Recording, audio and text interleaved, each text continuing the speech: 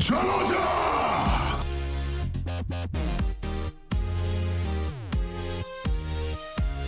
Shut up, Wesley.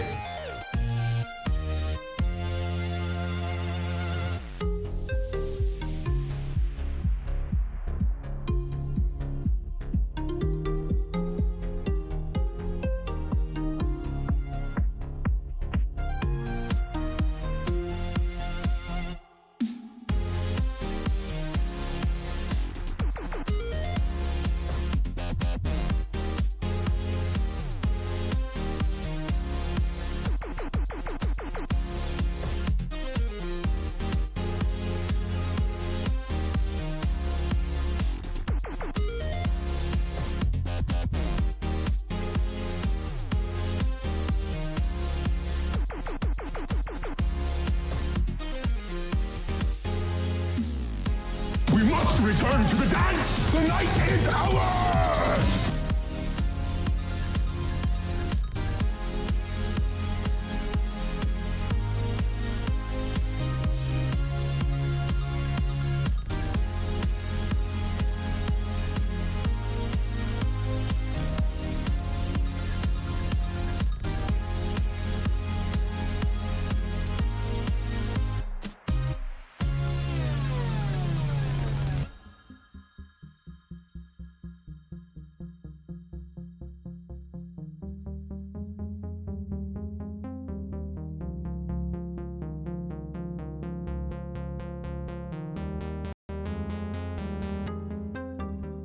Shut up, Wesley.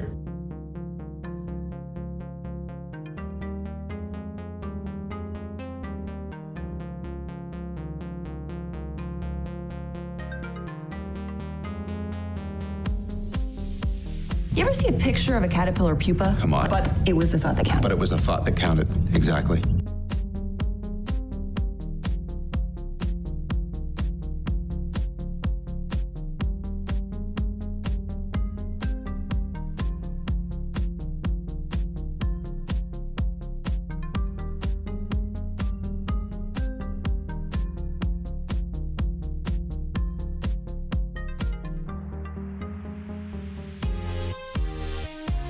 Oh my God. Oh God, my God. It's so good. This is unbelievable. That is so good.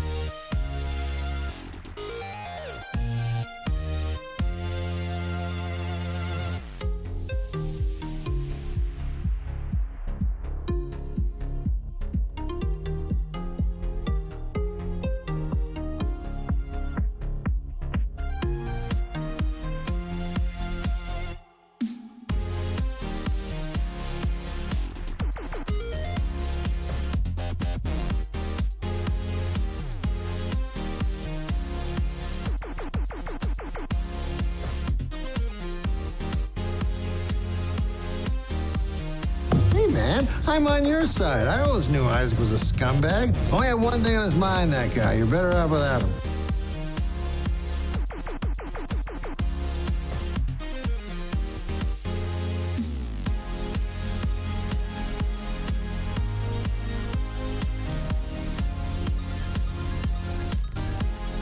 JP, you stupid bastard! Now entering Glory Hole.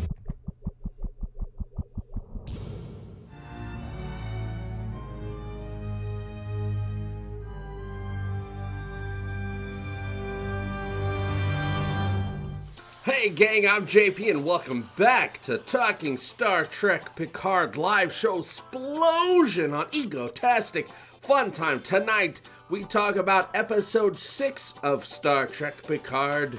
What's it called? Oh yeah, The Impossible Box, where Jean-Luc has to deal with his past, which he's not quite gotten over yet, and Soji and Narek do some stuff that makes other things happen and unlocks the power of the truth that is inside her all along. Jean-Luc and Soji are together. They are on a path to go visit Riker and Troy, who I guess aren't going to be on Beta Z.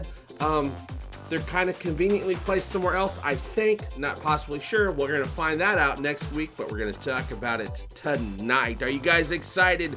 This is the 6th episode. There are only 4 more episodes of Series 1 left. And then we just start going back to talking the Orville, which I'm excited to do. But I'm excited to talk about Picard as well. I watched the episode twice.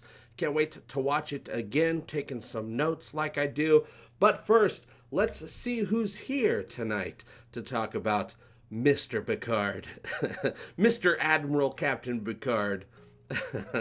Archmage Frey, Bob Grimes, Christina Giola, channel member, Herb Bluntman, I'm Dark Fire, Indy Tiger, Jay Patero, JD Brisbois. Hope I got that close to right. Jesper117, James Parrott, Larry Lone Puppy, Mako Ediv, more faves, Rob Crawford, another channel member right there. Aaron Hall just popped in, channel member. Stefan Soberg, sorry if I mispronounced that, but I love the name. Steve Folgione, maybe? Stephen Klein, Stoner, I know how to pronounce that perfectly. Thank you, Stoner. Yule Master, and all of those of you who are popping in right now. Matt Graham, how's it going? Neil Yu, I don't know if I said hello. Lou, I'm sure there's lots of people I'm missing out on. It's hard to keep track of, but we'll say hello in the chat. How are you guys doing tonight? Did you check out? I hope you checked out Star Trek Picard. It was a really, really interesting episode. Not sure that the Impossible Box is my favorite episode, but it definitely has some of my favorite moments contained within that episode. To see Picard having to deal with his experiences on the Borg cube as LOCUTUS, he's coming to terms with that, or trying to overcome the fact that he's never really quite gotten over it. Yes, even after the events of First Contact, he's still haunted. Of course he is. There was a very traumatic time, not having control of his actions, and now being fully confronted with his past as LOCUTUS, not only in his own memories, but in the fact that there are actually people, ex-Bees, ex-Borg, on the cube who only know him as LOCUTUS and feel fully comfortable saying, "Hey, LOCUTUS," when he's there. And it was really cool to see Picard actually uncomfortable. He didn't want to look people in the eye. He didn't want to look any ex-Borgs in the eye. But as he saw what was going on the cube, the Romulan controlled Borg cube, he actually saw the work that Hugh was doing. He got new perspective. He took in new information. He assimilated new information and used that to kind of shift his view on what the Borg really are, something that we've known since the episode I, Borg, all the way back in TNG, that the Borg underneath are victims. We've known that because of Hugh. We've known that because of Seven, Icheb, and the other one. I can't remember her name. These are victims. They are not evil villains, except for when they are full Borg. Underneath those full Borg are the victims. But if they're in full Borg form, which we have not met a complete Borg, a current Borg as of yet in this series, but I'm sure that's going to change at some point, that's when they're in super bad dastardly mode. But right now, Picard's seeing them a little bit differently, which was really nice to see him make that shift and become more comfortable and see the beauty that was going on with Hugh's work, even though the Romulans aren't being nice when they're de-assimilating. I don't even know what the word would be. Unassimilating these ex-Borg. They're just ripping stuff off pretty much. That's why they're all pretty torn up. I think they could be a little bit nicer about it and give us, some ex-Borgs that look more like 7 of 9, which wouldn't bother me a bit, you guys. But it's good that Hugh's there and he's found a passion to prove that he has more humanity than he's ever had before, than most people have at all. Stephen Klein, thank you so much. Boom, bitch! Boom, bitch, indeed. Do you think Picard series hurt Picard's legacy? So far, for me, it's lifting up his legacy because, first off, this is dealing with everything that, that's gone on in his life, but everything even more so that's gone on in his life after we've known him. We got to remember, we know who Picard was 20 years ago and before. We don't know who this guy is. He's lived an entire lifetime, pretty much, since we last saw him. And everything he's dealing with, for the most part, has to do with those years of his life. So we can, a lot of us like to think that we know somebody after not seeing them for 20 years, but really there's a lot going on in their lives, and they are affected by their lives just like we are affected by our lives. So I don't think this hurts Picard's legacy. For me, it adds to it, because this series, for me, is an addition to the Star Trek universe, not an intrusion. Discovery was an intrusion, reinventing, reimagining something that we already know what it is, and they're doing it their own way. Absolutely inappropriate, not wanted at all, but this is an addition to the universe, moving it forward, which is why I'm not happy, even though I don't think it's ever going to come to pass, that they're going to do this Section 31 show, which for me is just a lot of talk at this point. I think they've probably figured out from the point that they decided to do a Section 31 show to now that it's probably going to hurt them to do that type of show, that they need to keep moving forward. Because yes, humanity, a utopian future, it's going to have its ups and its downs. There might be a period where they're in some trouble. There might be a wartime. There might be peacetime. There might be, Star Trek has always been a reflection on what humanity can achieve, but that's only successful at doing that because it also holds up a reflection, a mirror to who we are today. And it's when you have that back and forth there, that both sides of the story all in one, that is how the utopian vision works. Otherwise, if it's just people being nice all the time with no conflict, it's really just pointless storytelling. But this is not pointless to me. I'm absolutely loving this future version in an alternate reality. This is an alternate timeline. I don't care what CBS says or what CBS thinks. This is a different timeline, very closely related to the TNG timeline, but not exactly the same. I'm sorry, CBS, to break it to you, but this is an alternate timeline, and that is okay. I also think this Picard series is an alternate timeline to the Discovery timeline. Why do I think that? Because in the this new Picard series timeline, the Klingons are normal again, whereas the Klingons were not only not normal, but horrible.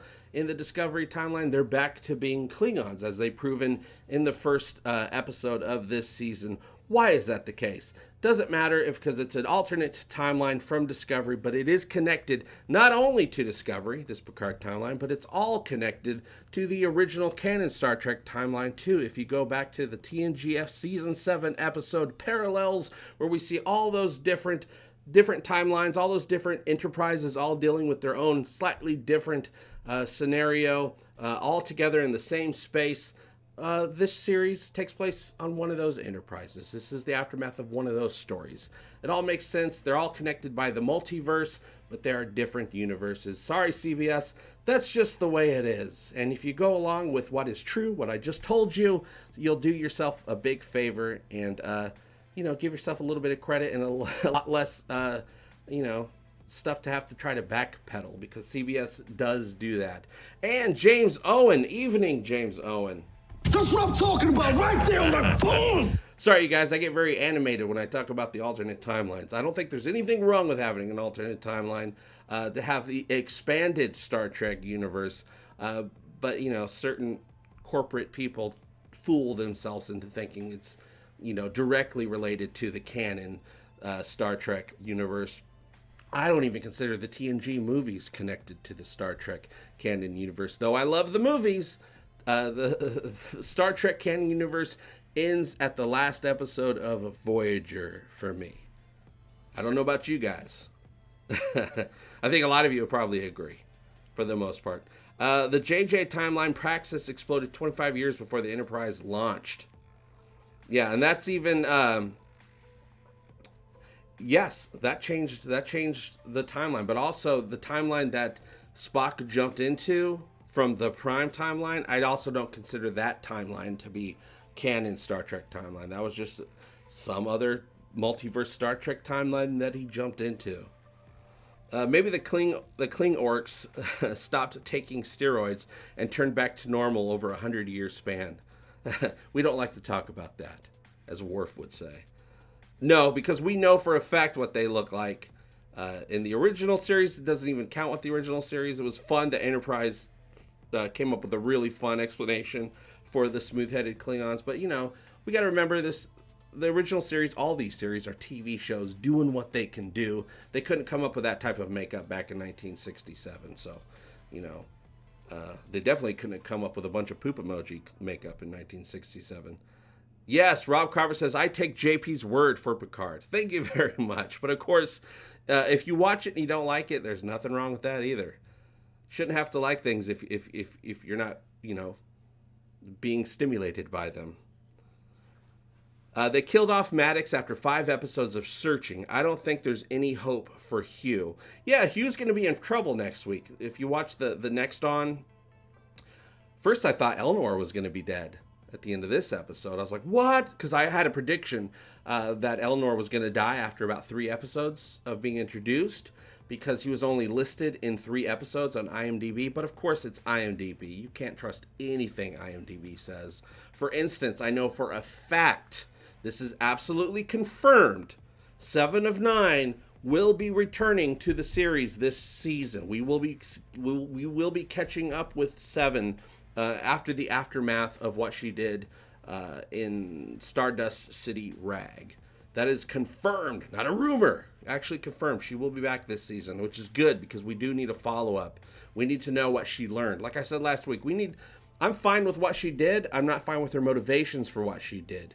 Though the outcome with just different motivations should have been exactly the same. But Jazel should have been taken out. It's just 7 having corrupt motivations like that, seeking revenge, is unbecoming. But of course, she's had 20 years experience at this point, fighting a losing fight for justice in the region, but also trying to keep her history secret, because she is always on the run for bad guys trying to get her for her parts. So one reason she doesn't act as much like 7 anymore, she has a much more human tone to her when she speaks, is because she did that on purpose. 7 did that on purpose. She is hiding. She is trying to sound more human than she actually feels, because she's trying to hide her history from people, so people don't trick her and try to strip her parts out. That was actually something that Jerry Ryan put into her performance. I'm not speculating. That's exactly what she said. I can have opinion. I can has opinion. Enterprise was awesome. Absolutely. I just watched a great episode of Enterprise last night. Almost to season 2. I'm almost there. God, I can't wait to get to season 2, because that's just when everybody's outfits get better in season 2, and their haircuts get better in season 2. But I watched a great season 1 episode with Clancy Brown. They're on a desert planet. Archer and Trip go down there, and they're playing desert soccer or whatever. It was a fun episode. Classic Star Trek style of episode. Loving my reunion with Enterprise, and of course Dean Stockwell was in that episode, which was a nice reunion with Scott Bakula. Quantum Leap, what's up? Yes, Will Wheaton confirmed on the Ready Room interview with Jerry Ryan that 7 will be back later in the season. Not much later. Not much later. We only have 4 more episodes left. Next week's episode is called Nepete, the name of the planet that Picard and Soji use that, what's it called? Not a transporter, a trajector, a spatial trajector thingy-majigger that was first introduced in Voyager, in the first season of Voyager. I remember that. They're trying to use that technology from the whatever Selekian, I can't remember their name of the race. You guys will remember. They're trying to use that technology to take like half the time off of their trip, if I recall that episode correctly. It was a bunch of time taken off of their trip. And they decided not to use it for whatever reason, or it got destroyed. I can't quite remember the episode. That was season 1. That was a long time ago. Trip reminded me of George W. Bush. Well, he was from Florida, which Bush had some ties. No, the other Bush, his brother has ties to Florida. But yeah, he kind of had that same shaped head and that voice, right? Spatial trajector transdimensional relocation says. Absolutely. The doorway thing. I'm fine calling it the doorway thing. Now, here's the thing. They're going in the next episode. First off, they went to the Queen's lair, which was really cool, by the way, on that Borg cube. They went to the Queen's lair. Picard knew what it was right away because, he used to be a Borg. He just remembers everything from these cubes. You've seen one cube, you've seen them all, you guys. They open up the trajector. It's only supposed to be used for the Queen in emergencies if she needs to bail out really quickly. Could you imagine a Borg Queen going through that thing and just showing up in the cool forest on a beautiful, lush planet and just walking around all Borg Queen-like? That was kind of weird. That'd be kind of weird. But also, I guess they're going to that same planet that we're going to be running into Riker and Troy. I was assuming they would be on Beta Z. I'm assuming they're going to be on that planet because Riker and Troy will be in the next episode. The only problem that I have with that is it's really damn weird that Borg cube goes to one place, the trajectory goes to one place, and that place, I'm assuming it only goes to one place, and that place is the same planet that Riker and Troy live on. I mean, what are the odds? The galaxy is a huge place. The universe is a huge place. So I don't know if they get there first and then hitch a ride to Troy and Riker's planet. No clue how that's going to work. We're going to find out next week. But that is a little convenient. Unless you could choose where you wanted to traject to. And Picard says, oh, that planet. Yeah. Let's go to that planet. And so that's where they win. I'll have to go back and really pay attention to all the dialogue to see if they set a location, set coordinates to where they were going to go, or if it was already programmed in. If it was already programmed in, that's a little too convenient for me. But we'll see how it plays out next week. 40,000 light years. Maybe that was the closest planet 40,000 light years away, because I do remember Soji knowing the theoretical distance that trajectory can go. So maybe Picard's like 40,000 light years. Oh, that'd be around Troy and Riker's planet. Let's go there.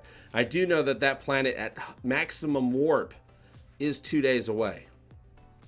How did Hugh know about the Gateway escape pod? Oh, because he's an ex-Borg. He's in control of the cube because of his treaty with the Romulans for the Borg Reclamation Project. He just knows because he's a Borg. He said he knew. He said he had dialogue in that scene saying, yeah, I just knew what it was because, it just comes to you. It's just there somewhere. Neil, whoa. I don't know Neil, what's COP? What country is that? The country of Picard? COP, 4,000 COPs, you guys. Thank you very much, Neil Yu. Here's a drop. Boom, that's what I'm talking about. It's true, he was just talking about that. I'm guessing it's about the equivalent of $5 American. I can tell by the color. Can Hadi Hoshi return as her own granddaughter? It actually wouldn't be granddaughter. It'd be like a great-great-great-great-great-granddaughter, because that was like 200 years ago, wasn't it? And yes, she can. Absolutely. Ooh. What if Philippa is the great-great-great-granddaughter of Mirror Universe Hoshi? What? I just dropped that truth bomb on you guys. Guys' heads exploded. Could it not be possible that it's a flashback? I don't think it is, just because of all the information that Picard is giving Riker in this episode. He says to Riker, when I left Earth, I had a mission, I had a plan, I had a crew, and now we've been separated from each other. So he kind of catches Riker up on the adventure he's been having right now. So I don't know. It could be. I don't feel like it is, but we'll have to wait until next week to find out. Oh my God, Thraxis Czar. What's a Czar? 700. I'm guessing that's equivalent to $50 American. Really love your commentary and takes on Picard. I'm really happy you're loving the show. Boom. Yeah, not like that, but yeah. Right. Thank you very much, Thraxis. I think the reason I ended up loving this particular Star Trek show and not Discovery, like I said before, Discovery was an intrusion on the known part of the universe. Picard is a continuation of these characters in a very close version of the TNG universe, not exactly the same. Like I said, I think it's a multiverse. But I've had people say, how do you remain so positive, JP, about this Picard series? And I said, well, it's not that I'm positive about it.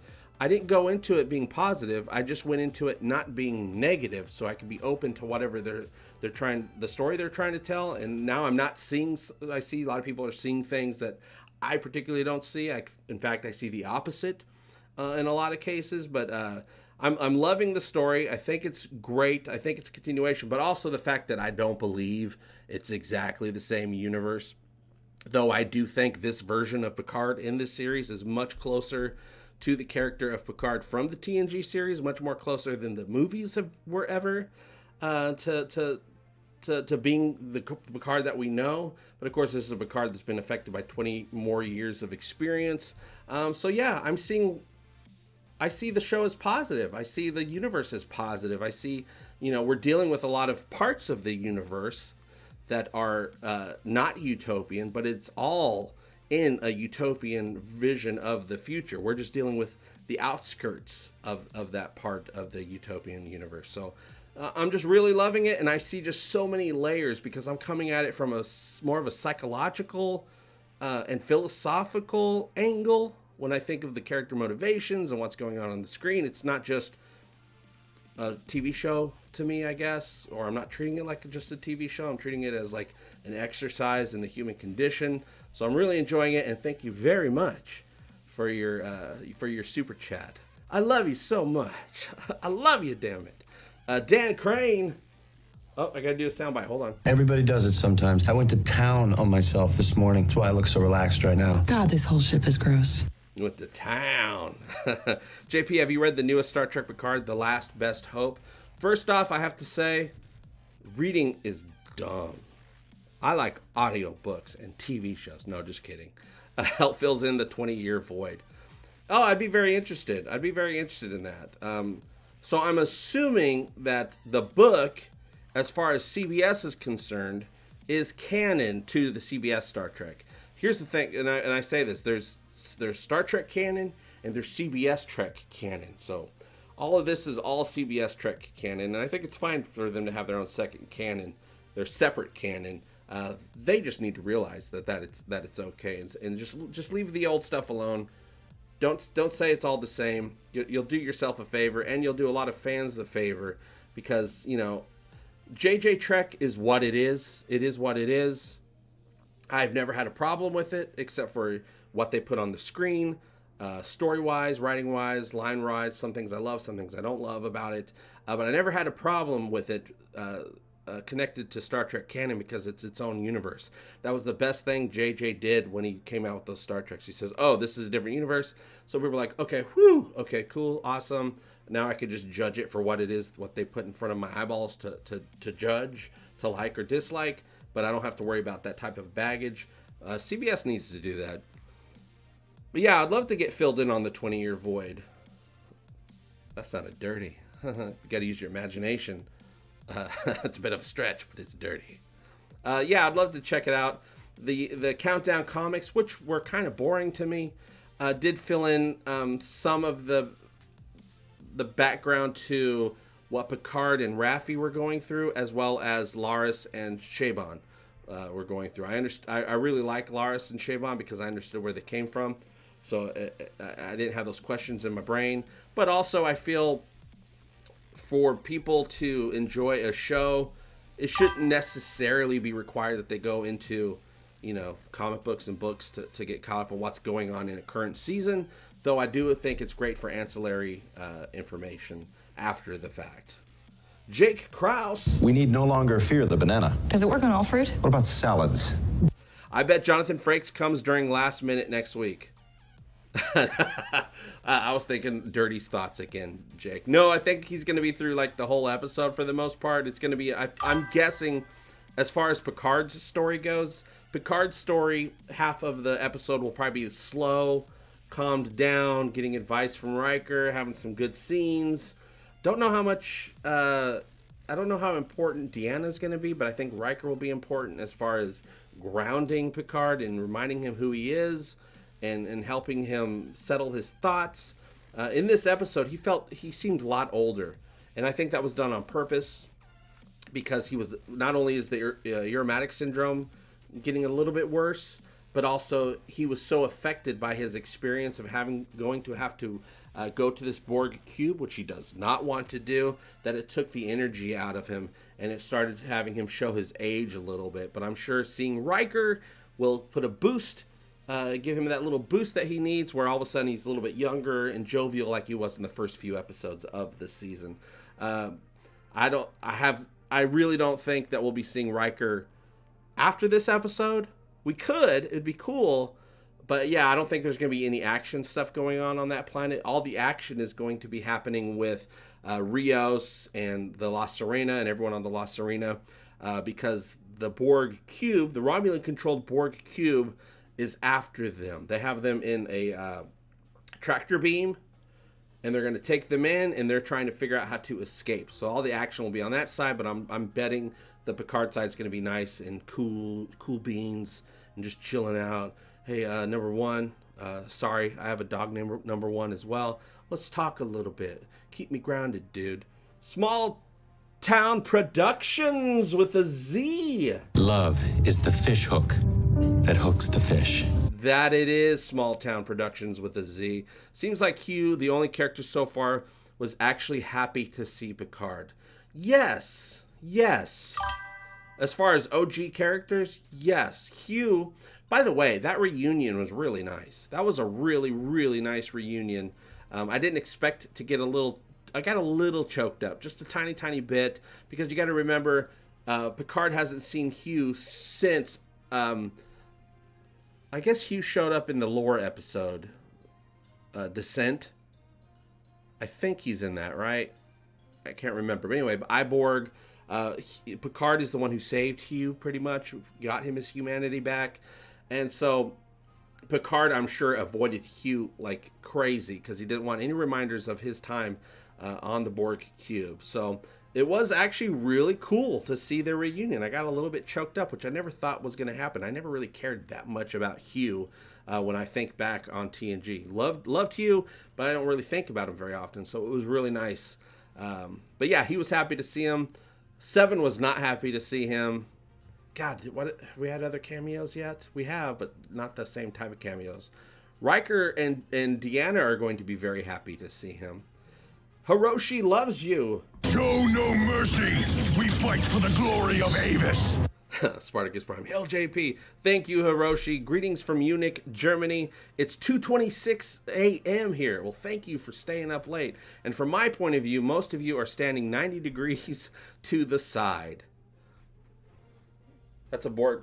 Is that an Avis reference? Thank you very much, Hiroshi.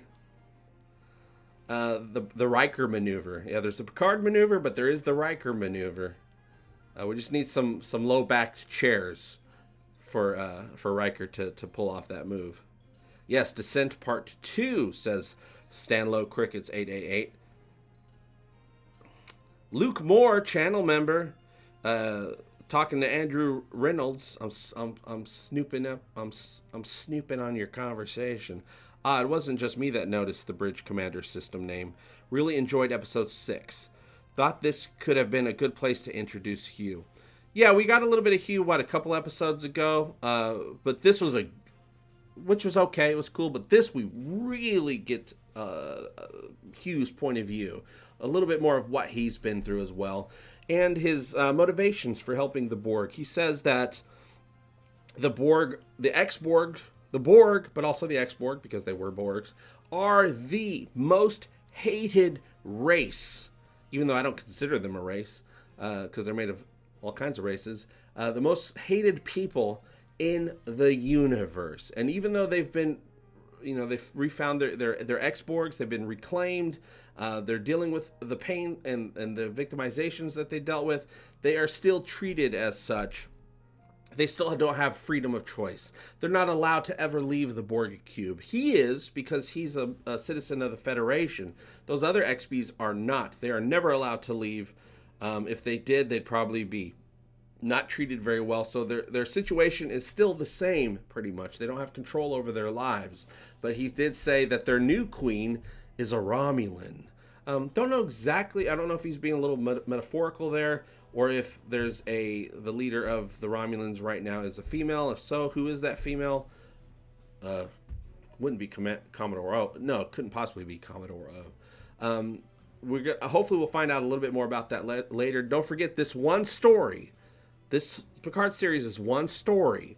First season is 10 episodes. Second season, I think, is also 10 episodes. I'm sure the third season, which I'm sure they're going to do, because this story was set up to be 3 seasons, will probably also be 10 episodes.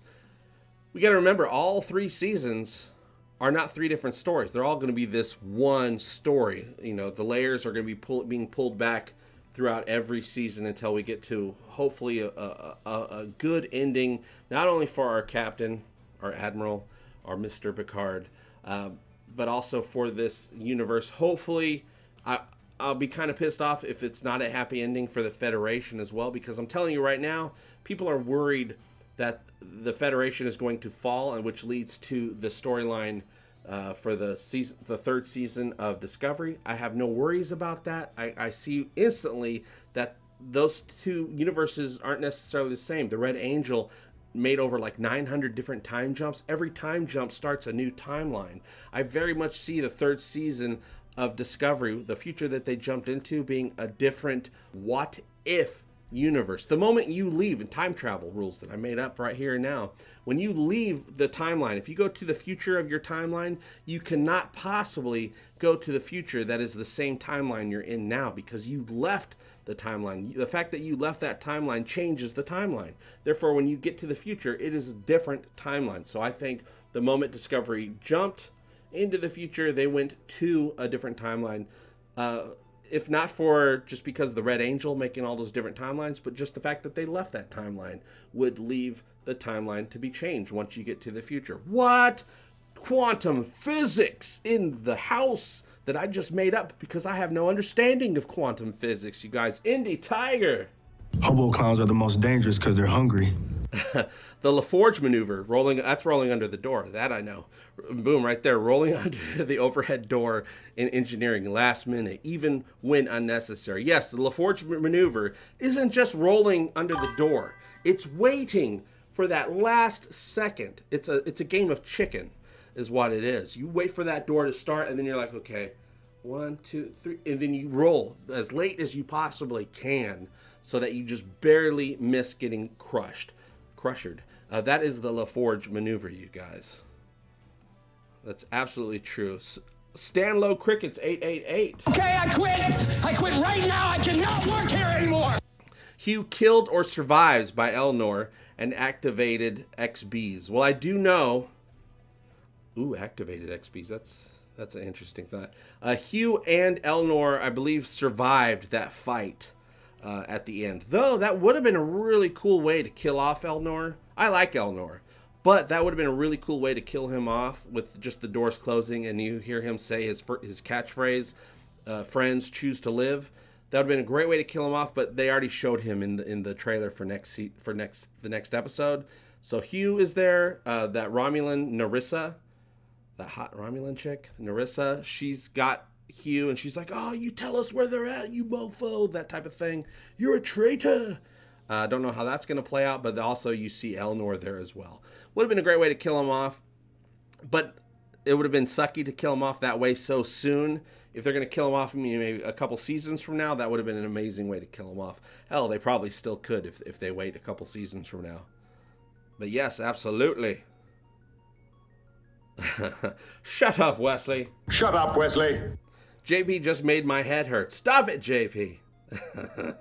That's what I do. I love time travel stuff, you guys. I just love time travel stuff because it just opens the possibilities. And it also makes it so that everything you do can be undone. For instance, here's an idea I've been thinking about, because I still think that the Tal Shiar, not all the Tal Shiar, I think Narissa is going to end up always being bad. Narek will end up being good, though I don't think he's ever going to be able to redeem himself for trying to kill Soji with his little typical Romulans and their little boxes that open up and spew out gas. That was directly taken from Nemesis, that butthole Shinzon, had that little box that he sent to the Romulan political people, the council, whatever. They're always councils, right? The box opens up, little thing pops out, and then all that gas comes out. That was an exact, that was a throwback to that. Typical Romulans. But he's not going to be able to prove himself to Soji, I don't think. Unless this truth, this information that they know of turns out to be something forgivable, that they're working with information that we don't have. Once Picard learns that information, he might side with the Romulans. But also, if it turns out to be some time travel stuff, it could be needs of the many outweighs the needs of the few, so you kill a few people. It's okay to kill some people off, because when we're done doing what we're going to do, everyone else is going to be alive, because everyone else is going to die. Or there's going to be time travel stuff going on, so kill who you want now, because they're all going to be back to life if we reset the timeline, and kill whatever the big bad guy is, which is probably going to be the Control AI, which doesn't bother me at all, as long as it's done better than what Discovery did with it. Stephen Klein, JP question. What TV movie had 4 Star... Ooh, you want to do some trivia? Damn. JP question. What TV movie had 4 Star Trek actors from Voyager, New Generations, and Deep Space Nine? And it's a TV movie. It's not a Star Trek movie. But it had people from Voyager. It had people from New Generations and DS9. Who's in DS9? Not gonna be Avery Brooks. I don't know. Orange is the New Black. I don't know. I can't think of it. You tell me, Stephen Klein. Actually, don't tell me. You guys in the chat answer that question. We'll see who gets it. Episode 7 synopsis, part 2. Picard helps Soji make sense of her recently unlocked memories. Meanwhile, Hugh and Elnor are left on the Borg cube and must face an angered Narissa. Okay, cool. Yeah, that wasn't up. The title of next week's episode, which is the name of the planet that Picard and Soji trajected to. It's a weird word to remember. Is the name of the next episode. But yeah, I don't think the synopsis was up yet. So thank you for getting the live update for us there. Uh-oh, Brian Dawkins says, look at PayPal. Brian, you guys. I'm looking.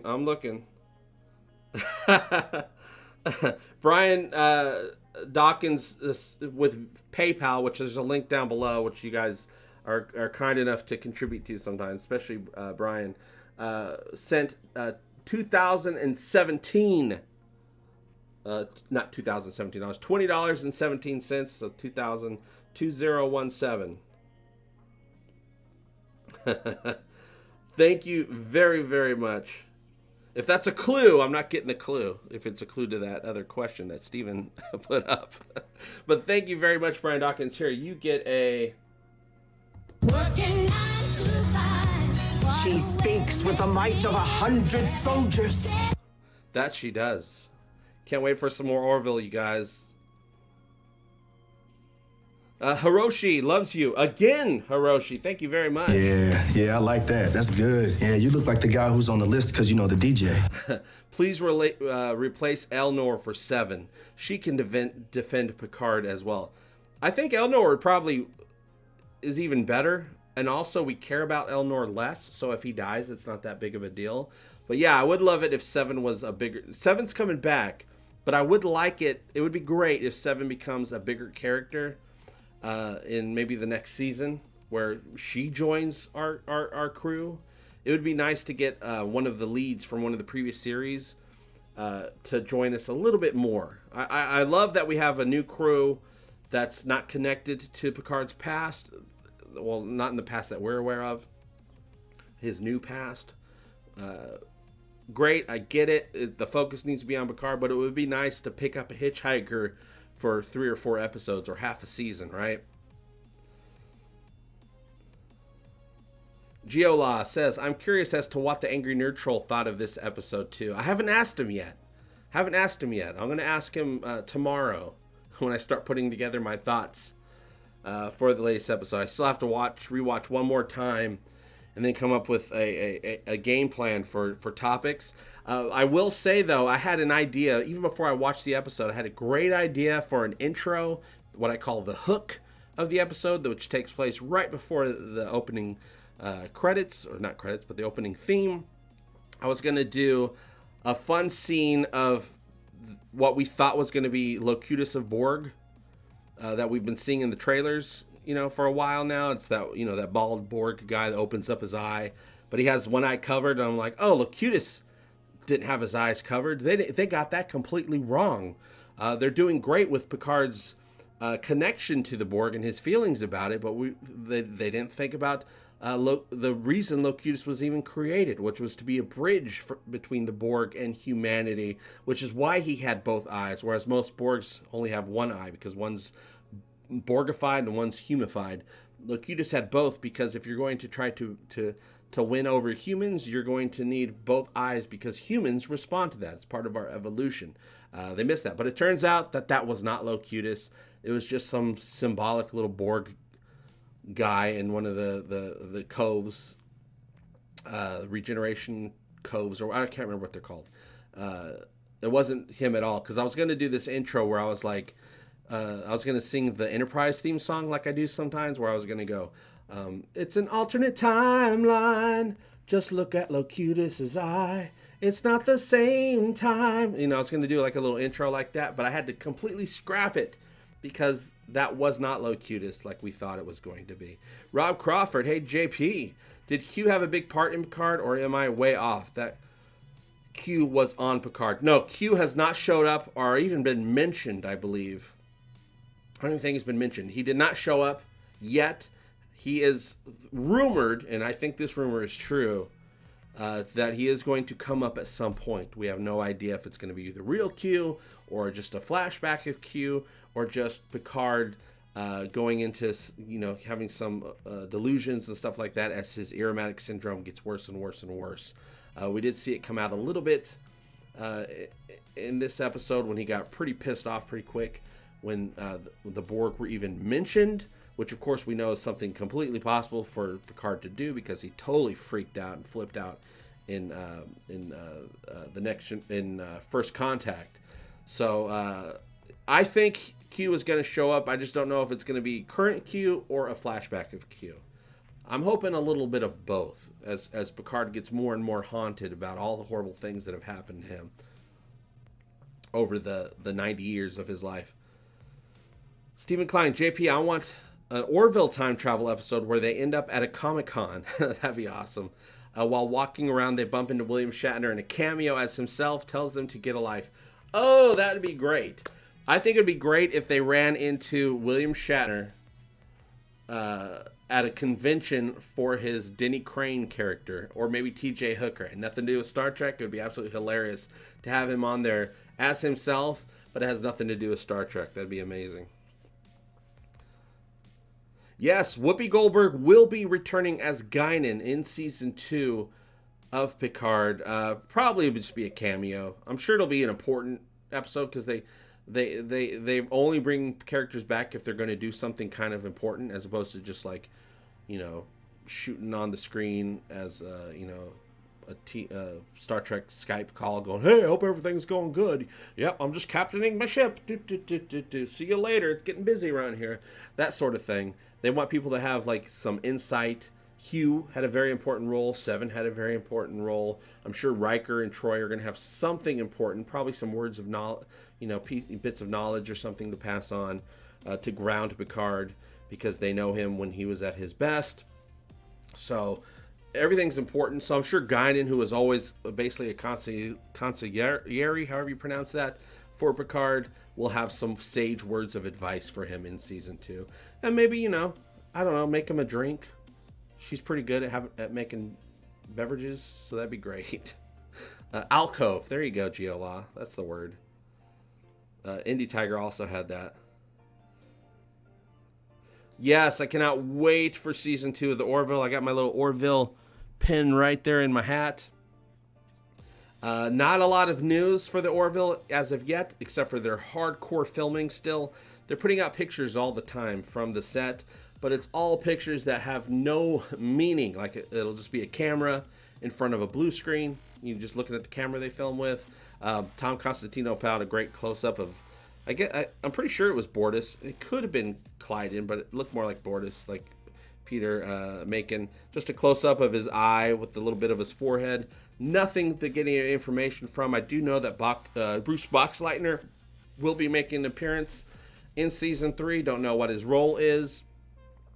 We know that Annie Winters is the new navigator on the show. She's going to be taking John's old seat. Also, she's going to be filling in for a little bit of the crew dynamic that we no longer have ever since Alara left. The youth vibe. Alara had that youth vibe, which is very nice. We've lost that when she left. So Annie Winters, well, I'm sure will be bringing that kind of dynamic back to the crew. Anything else? Very soon, I'm expecting them, from things that they've said, to be letting the international Orville fans know when and where, or at least where, they will be seeing, be able to watch the Orville season 3 in their home countries. Of course, in the United States, we'll be watching on Hulu sometime in the fall of this year.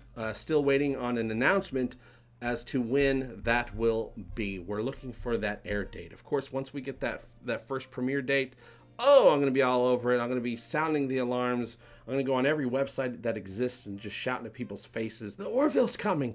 The Orville's coming!" Andrew Reynolds, not till like October for Orville on Hulu, right? September or October. We don't know either way. Seth MacFarlane said that the show would possibly be ready by August. That one seems kind of a stretch to me, because I know that they're filming all the way up until June. They've been filming, they doubled their production schedule because this season is so huge. So they've been filming since October, and they're going to go all the way up into June, and I'm sure there's going to be some pickups. There's always pickups that have to be rescheduled, stuff like that. But that doesn't mean some of the episodes might be ready in time to air in August, and then they can keep working on the other episodes, getting all those effects plugged in as the airing begins, because the Orville will be airing one episode a week. Thank goodness. It gives me time to actually, just like with these Picard episodes, actually think about what we watched, and we can have a party before and after every episode and talk about everything. And my favorite part is guessing what's going to happen next week, that sort of thing. I'm hoping for late September at the latest, but you never know. But I know that the first episode, at the very least, was already viewed a couple weeks ago by one of the producers. I don't think the effects were plugged in, but everything else was done in the episode. So it's going to happen. It's going to happen. And once they announce it, it's probably going to start going pretty quickly. JP, do you think the Borg from the Delta Quadrant will show up and destroy the Borg artifact ship? Yes, I have not thought about what's going to happen with this Borg cube at all going forward. I have no doubt we're going to run into some legit Borg, some current Borg at some point. Maybe, I haven't thought about what's going to happen with this artifact. I kind of like the idea of the artifact being destroyed at some point. Hopefully they get everybody off of it, all the XBs especially. I kind of like the idea of it being destroyed, because I would like to get it out of... Oh, I'm going to sneeze. Hold on. I would like to get it out of the Romulans' hands. Absolutely. Don't know if we're going to get some Delta Quadrant Borg, though Delta Quadrant Borg have been mentioned more than any other type of Borg in this series, because of Icheb and Seven being Delta Quadrant Borg, which is why they were both being hunted ever since they got back to the Alpha Quadrant, because of the fact that their Borg pieces are Delta Quadrant Borg pieces. So that's why they have such a high marks on their heads. So their entire existence in the Alpha Quadrant has been being on the run from bad guys, but also, trying to do some justice and all that stuff. Still trying to figure out if the Romulans hated synths so much for all these years, why weren't they every day of their lives trying to destroy Data through all 7 seasons of TNG? Now, of course, it doesn't even have to consider the 7 seasons of TNG, because I think that's a different universe, like I've said. But the universe where Data existed those years, those TNG years in this universe, why weren't the Borg, not the Borg, why weren't the Romulans always trying to destroy him? I think that needs to be explained, and I think there will be some explanation for it. I just hope it's not some dumb explanation like, he was always protected under Federation protection. I'm like, nah, you guys could have gotten to him many ways. Could Dr. Girardi be, by any stretch, the Borg Queen undercover? Regards, Nigel. I don't think she is, but she... Well, next week's episode, okay, in this week's episode, we do know that she has changed, basically, I guess you could say she's changed her pronouns for Soji, even though she hasn't met her yet. She's now calling her it. She's now showing that she doesn't really... she's kind of using the same language that Bruce Maddox used back when he first met Data in The Measure of a Man, separating her humanity, her feelings, from what Soji represents, which is her life's work. In the next episode, next week, she really blows up a little bit when the Romulan Borg cube has them in the tractor beam, and she's like, "Oh, they're just gonna go and destroy her. Tell her we don't have her here. We just want to go home, and they're gonna go off and just destroy her. So whatever." And everyone's like, "Wait, what? That's kind of cold. That's kind of rude." So she's kind of showing that she doesn't care about sense anymore, even though it's her life's work. I'm waiting to see when Picard finally picks up on it. Of course, he's not going to be there in that scene next week. Can't wait to see what happens when Picard picks up on it and says, "Hey, what the hell's going on?" But of course, I think Rios will probably pick up on it first, now that they've dingled each other's berries a little bit. What if the son of Q appears in Star Trek Picard? Oh yeah, I forgot about the son of Q. The Q are out there. The Continuum is always out there. So they have to show up. They have to show up. Especially if all life, I'm guessing this is going to be an all life in the galaxy is in peril type of situation. I'm guessing it's going to be like that. You think the Continuum would step in, right? At least to watch the show. Yeah, but I don't think she's the Borg Queen. But I do think, like I predicted that Soji or Daj could end up being the Borg Queen. Has what's in them. I don't think that anymore. But also that could be turned. I could be turned back to that way of thinking if I don't know if they write something that makes sense to me. We'll have to see if they did that. Herb Bluntman talking to Man of San. Yes, I've seen it. Mark Zicree is onto something with that show. You must be talking about Space Command, which is another type of utopian future show. I just talked to Mark Monday. Was it Monday? Yeah, Monday. This week? Yeah, this week. I talked to Mark for about an hour on Monday, all about, he's coming out with more episodes. They just finished pretty much putting all the bells and whistles on the second episode of Space Command. So we're talking about that. I'll put out that interview hopefully in a couple days.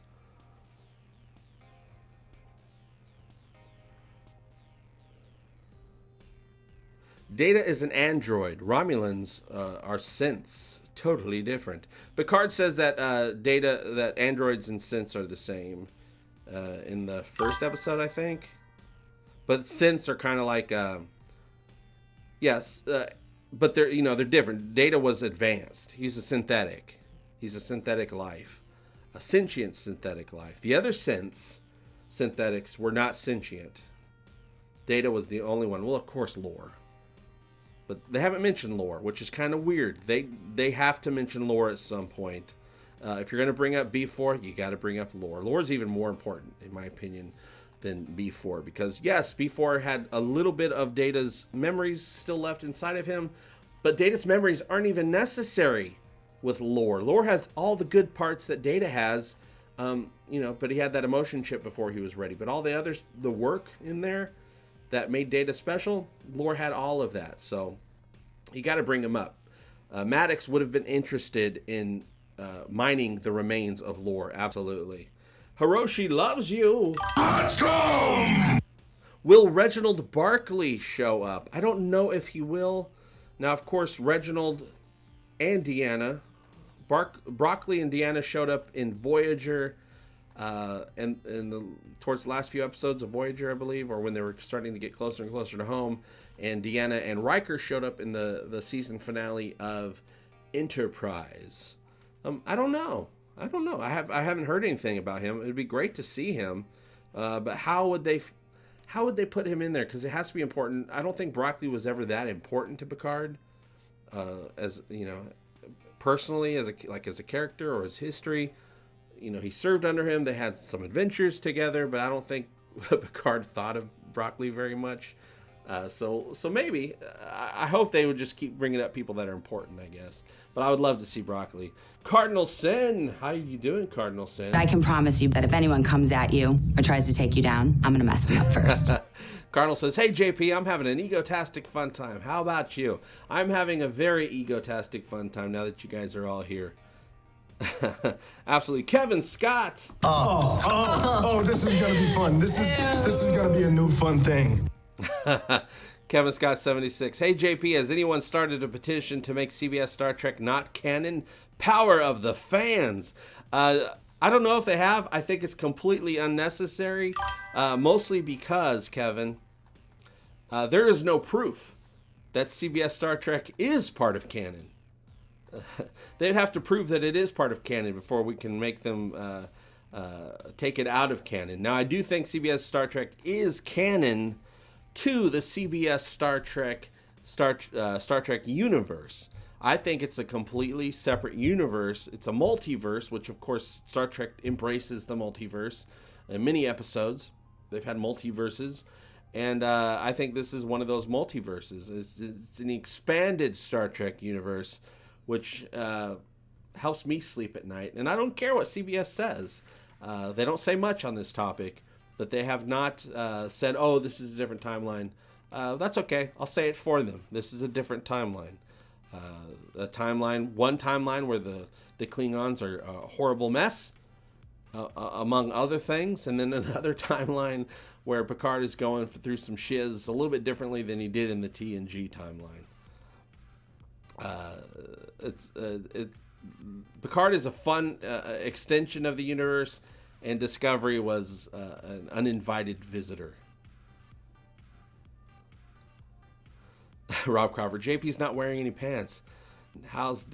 That's how he has fun. That's always how I have fun. Well, that's how I have the most fun. There's lots of ways to have fun, though. But the most fun, if you want to have the most fun, you got to take your pants off. Or just don't ever put them on. Then you don't have to take them off. Brian Dawkins. Now entering Glory Hole. Dr. Agnes Girardi is a tramp because her boyfriend, her old boyfriend, Bruce Maddox's body wasn't even cold yet before she jumped in the sack with Captain Rios.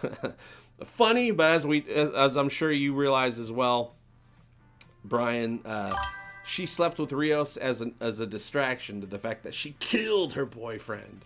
I'm sure Bruce wouldn't mind her sleeping with Rios if she didn't kill him. Oh, you're going to sleep with Rios, but you're not going to kill me? You go right ahead. Oh, you're going to do both? I did like that moment, though, where she's obviously looking to get a little some to take her mind of what she did. And she stops herself, but then she's like, you know what, I do need the distraction. And Rios is like, cool, man. Let's do it. His name is Rios, and he dances in the sand. Today, I got a new appreciation for the La Sirena as a ship design.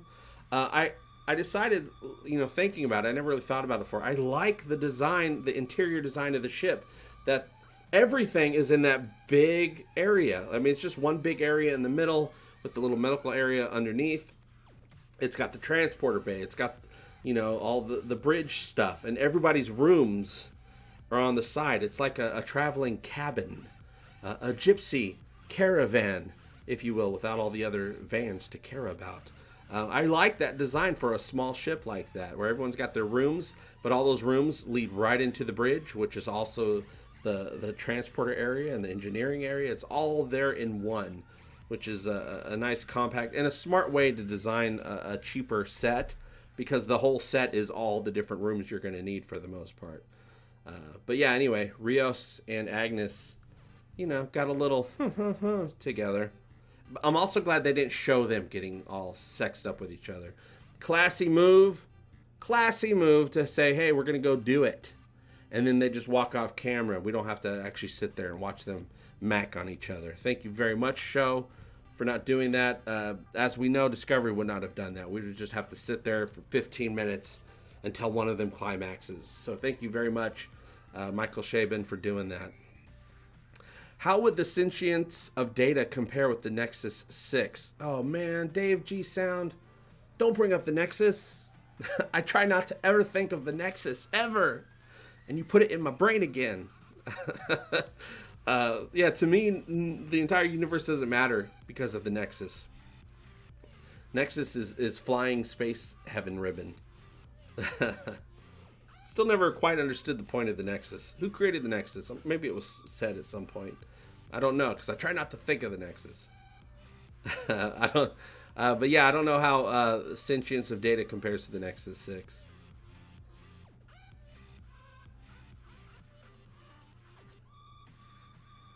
I wonder where the bathrooms are. Oh, fun fact. There are no bathrooms on the La Sirena. It's a little throwback to the original series. I'm guessing the bathrooms... You know what would be amazing? If the ship... You see a little hallway with a little partition in it, and it says men and women. Like a public restroom at a mall or a casino or whatever. That'd be hilarious. But of course, it's the future. Boys and girls use the same restrooms, you guys. That's what makes the utopian so peeing, because everyone's peeing in their utopian bathrooms.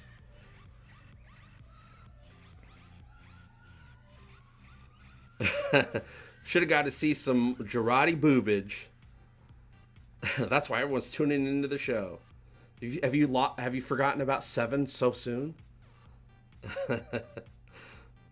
JP, I wonder where the peak corner is on Rios' ship. Well, if any captain of any ship in the Star Trek universe was going to have a peak corner, it would definitely be Captain Rios. Oh, one thing I'm not liking about the series, and I don't know why, it just rubs me the wrong way. Not for story reasons or anything, just for, I don't know, it takes me out. I just don't, it's not believable to me as a person that's just looking at the acting and stuff, even though the acting is very good.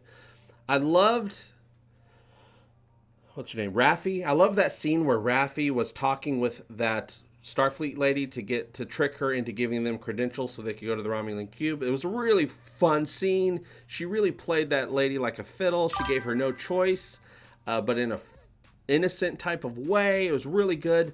But the whole before and after, where she's all drunk and stuff, and then she perfectly sobers up and does an amazing job with her skills at getting what she wants from people.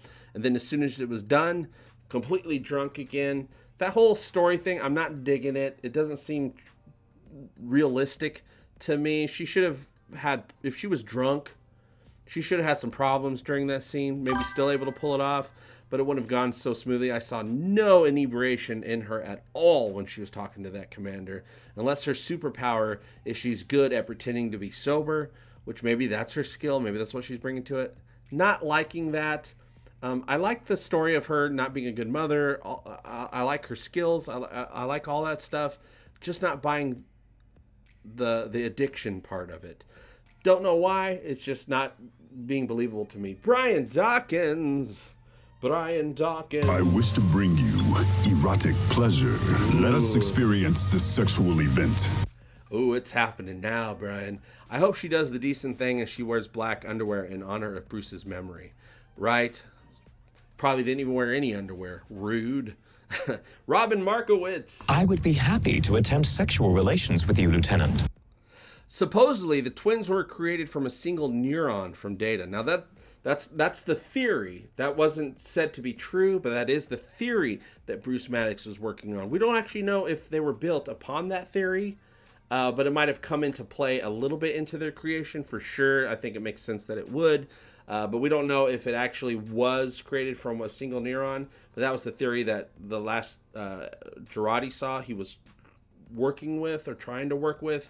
But including memories, well, this will end with the reversal of that process. Picard is actually trying to recreate Data. That's a possibility for me. I wouldn't want them to do that. That's definitely not what Picard is thinking about right now, but he might eventually start thinking about that at some point.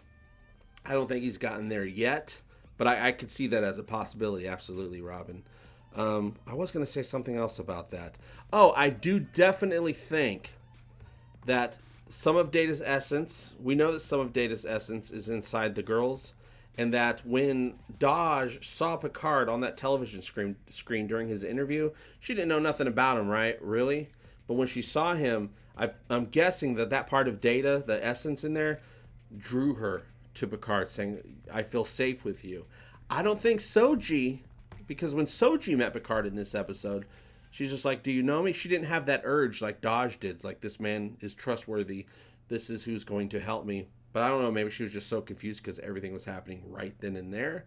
Maybe as she thinks about it, she'll start to get that feeling because the little essence of Data that's in her will push her towards him. I'm definitely thinking there's a little essence of Data. That sounds dirty. Essence of Data situation going on with the girls when it comes to Picard. It's not conscious, it's subconscious, and it's not actually Data inside of them going, oh, go there. It's just like a feeling, right? The essence of Data. There's something, maybe some of the memories of Picard fragments are in there somewhere, so it kind of makes sense to her when she puts it all together in her brain subconsciously. But yeah, I hope they don't do that because that's going a little too far with trying to bring back Data. But I can't put that out of the realm of possibility as something the show writers try to do. I hope they don't, though. That's just a little too much for me. But thank you very much, Robin. Thank you for stimulating my brain to push words out of my mouth for so long. Geotitan. Respect your opinion, but Star Trek is not about light and positive future. Not the opposite. The Star Trek Picard is dark, twisted version of Star Trek. This is not what most of the fans want. I agree with you on that, Geotan. I just don't see it as dark and twisted version of Star Trek. I know that people don't like that when they do see that. I personally am watching the same exact thing and don't feel that way about it. But I understand it that if you do see it that way, that you're not going to like that, because I don't like that either. I didn't like that I did see that with Discovery, and I do not like Discovery because of that. It didn't feel right. What Romulan star went supernova in Picard? Was it the Hobus star?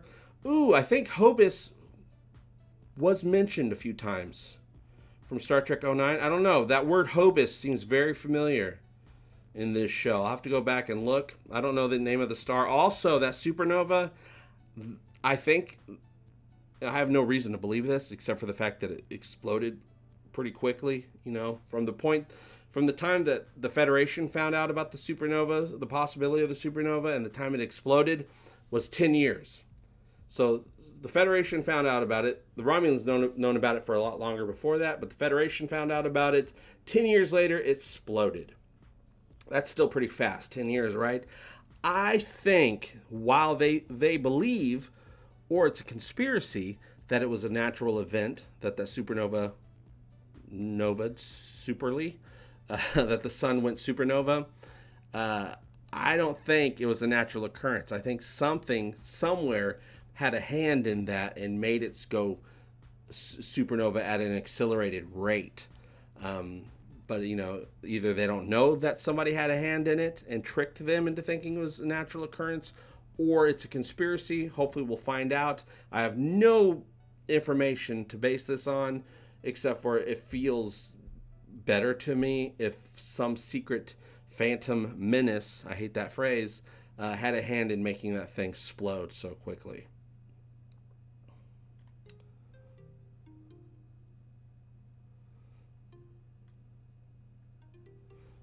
This is getting to be very Clan of the Cave Bear. I know that phrase. I don't know what it means, though. Talking to Robin, Harps J says, seems to me that the entire series is headed towards that. I think it's the search for Data. Oh, that's a good comparison, actually. That's a good one. The search for Data. I like that. Nemesis was the Wrath of Shinzon. It was. Don't like the Nemesis at all. The Nest planet may have an unactivated Data waiting. Oh, I hope not. I hope make Data special by making there be no more Datas. I think it just makes him more special. Love that though. The search for Data. That's what this is. That's what it kind of is. The search for Data. Data's legacy. Brian Dawkins. Oh, wow. Sweet emotion. Thanks for posting the picture of Nicola drinking out of the water glass. I really liked it. She's a pretty kitty. She is a pretty kitty. That's why she doesn't get as much into, she doesn't get reprimanded as much as she should, because she's too good looking of a cat. My cat Nicola, named after Nikola Tesla, you guys, is the cutest cat in the world, but she is rude. She's sweet, she's loving, but she's rude. She takes what she wants. She doesn't ask. JP, if the supernova destroyed Romulus, then why is it there's still a neutral zone? Oh, the neutral zone broke down, I believe they said. They were in the beta quadrant of what used to be the neutral zone, I believe somebody said. I'll have to go back. I'll look into that, because I remember them said... Seven said the neutral zone broke down. Not quite sure all the ins and outs, but I'm pretty sure somebody said that. I think it was Seven that said that. There was an on-screen thing in today's episode. It said beta quadrant. Can't remember. I know it said something neutral zone. I don't know if it said the neutral zone or former neutral zone. I can't remember. Maybe you guys know. Q, maybe. Maybe Q blew up that the Romulan sun as a test. As a test for the Federation to come to the aid of their enemy, and the Federation failed. That sounds like something Q would do, isn't it?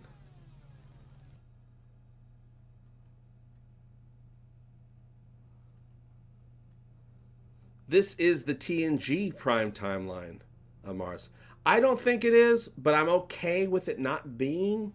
But this particular show, I'm actually okay with it being the TNG timeline. I just don't think any of the CBS Star Trek is the canon Star Trek timeline, which is fine, absolutely fine if it's not. They just need to say so. But I do think, if anything, this Picard series is very close to the TNG timeline, the events of the TNG timeline. Very, very close. As we know, as we learned from TNG, there are many different forms the future can take, many different paths, and we saw different versions of those paths of the future, different outcomes for different types of futures from different episodes. So this can just be one of those varied paths of the future. But either way, I'm loving the character work. I love this version of Picard, this 20 years later, reflecting upon stuff that his regrets and his successes and things he wished he did differently, or times he wished he was more patient or stronger, or the times that he was strong, and those times have come back again. There's times where he's affected by the memories that haunt him, and sometimes he's strengthened by those events that happened. All in this one series. Sometimes he's strong, sometimes he's weak, just like any of us would be, right? Indy Tiger. Tingles. I feel as if I have been standing my entire life and I just sat down. I like that too, Tiger. Unexpected supernovas are examples of climate change because of warp drive. Science is conclusive. I get that joke and I love it. This is all a climate change story. The entire Picard series is about climate change because of warp drive. We need to limit our warp emissions. Oh God, somebody needs to do a comic strip with that joke. It's the 7 of 9 neutral zones. Those zones aren't so neutral. Prime is the Kelvin timeline. Canon timeline is real Star Trek. The way I look at it, very close to the way I look at it, Gia, Prime is the Star Trek timeline that Spock came from to create the Kelvin timeline. That Prime timeline is not the same timeline as the canon Star Trek timeline. That Prime timeline was a different timeline because under the licensing agreement, they weren't allowed to do anything with the original timeline. So they had to create that prime timeline for the 2009 movie. So they had some place for Spock to go to come from, to create the Kelvin timeline. Very clever. Works for me. I didn't like it so much stylistically, but I like the 2009 Star Trek movie for the most part. Don't like Into Darkness at all, though I do need to go back and rewatch it. It's been a very long time, so I can just reinforce my beliefs on why I don't like the movie. I've seen Beyond a few times. I really liked Beyond. I thought that was a fun what if season 4 episode of Star Trek the original series, if they had a season 4. Mark Sang is from Turkey. In America, we eat turkey. You live turkey. You think Lore made the twins? I know for a fact Bruce Maddox made the twins, but I don't know if he was able to get access to Lore's bits and bops to fast track his creation of the girls. That actually makes more sense to me than him using a couple little data essences from B4 to create them. I think Lore would have fast tracked his work much more quickly. And that could just be something we uncover later on in the series, that would be a cool thing to uncover. That would be a cool way to bring back Lore into this universe, is to say, oh, the girls, yeah, they are the essence of Data, but they're also the essence of Lore as well. Both sides are in there. No climate in outer space. There is no atmosphere. Not anymore. Not with all these warp drives. Cardinal Sin. Just a walk in the park, Kazansky. JP, will you return to cover Axanar live? Too cool.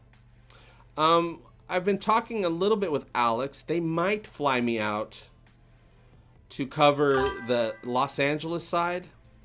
Maybe. I am going to be doing some Axanar videos either way. I do have an Alec Peters interview I got to come out with, and I'm sure once, they're going to be coming out with a new trailer really soon, in the next week or two. I'll be covering that as well. We've talked a little bit about him flying me out to LA for the big alien stuff out there with some stars that you've heard of type of stuff going on with the new Axanar. But we're going to talk about it because also I need a place to stay, all that stuff. If it's too expensive, I don't want them paying for that. I don't want them paying for that if it's too much of a cost. What I'd like to do is, have them fly me out. I'll actually go to Ontario Airport, stay with my mother who lives close by, and then drive up to cover the Axanar stuff. The only problem is I don't have a vehicle. My mom and her husband only has one vehicle. I'm like, oh, I don't want to take your vehicle for that long. You guys need it. So I'll have to work all that out. And that way I can stay there for free and only just get the air flight out there, which would be cool. But I have to figure out a vehicle situation, which I don't think I'll be able to do. But I would love to. Absolutely.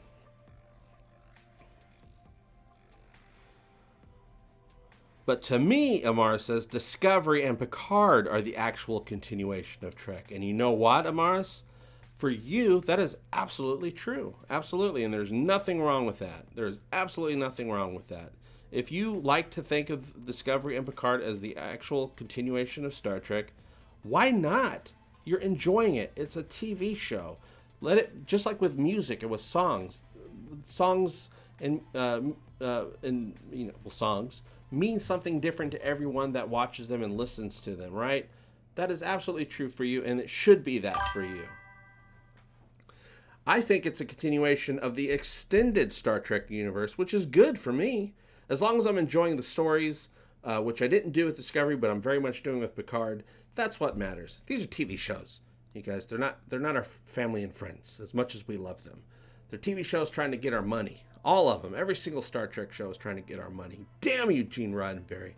Leave my money alone. Okay, you can have some of my money, because I love you so much. But yeah, they mean to you what they mean to you, and it doesn't matter what it means to anybody else. I don't care if people like what I like or hate what I hate. I only care about having a conversation about it, which is what we're doing here right now on Egotastic FunTime. Hiroshi loves you. All right, buddy. Time to wash your mouth out with Gordon. I'd love to see the fantastic Enterprise F appear and get intensely explored in Picard. Intensively explored in Picard. What about you? I read an article the other day, and this might be official. I didn't really dive deep into it. That the Enterprise F, no, we're at the E is still around, isn't it? The E is still around in this universe. It'd be the E, wouldn't it? That Worf is the current captain of the Enterprise. The Enterprise is still out there around doing stuff, and Worf is the captain. It might have been from the books, the Last Hope, the new Picard books that go along as a companion to the series. I can't remember where I read that, but it seemed like it was officially canon. I do need to look into that though, because I want to see Captain Worf. And I would actually like to see some Worf TNG era, which I do consider this part of the era, not necessarily part of the timeline. Era short treks. Let's get some Captain Worf short treks. Let's get some Riker, some Geordi short treks going on. Why not?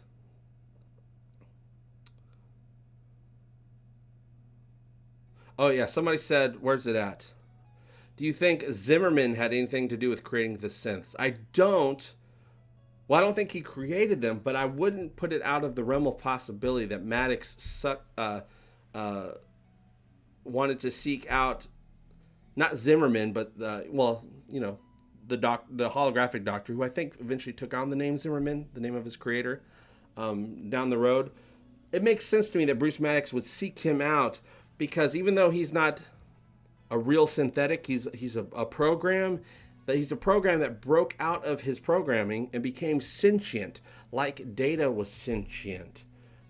So they're kind of in the same ballpark. So of course I would think Bruce Maddox would want to research the Doctor in order to figure out that side of it, to get to obtain that sentient part of what Dodge and Soji have. Makes sense to me, absolutely. And I'm pretty sure we're going to see the Doctor at some point. Neil Yu with 4,000 COPs. Where's Gordon's leg? Where's Gordon's leg? Remember Vic Fontaine, holodeck singer from DS9? Yes, Vic Fontaine. Was he a singer?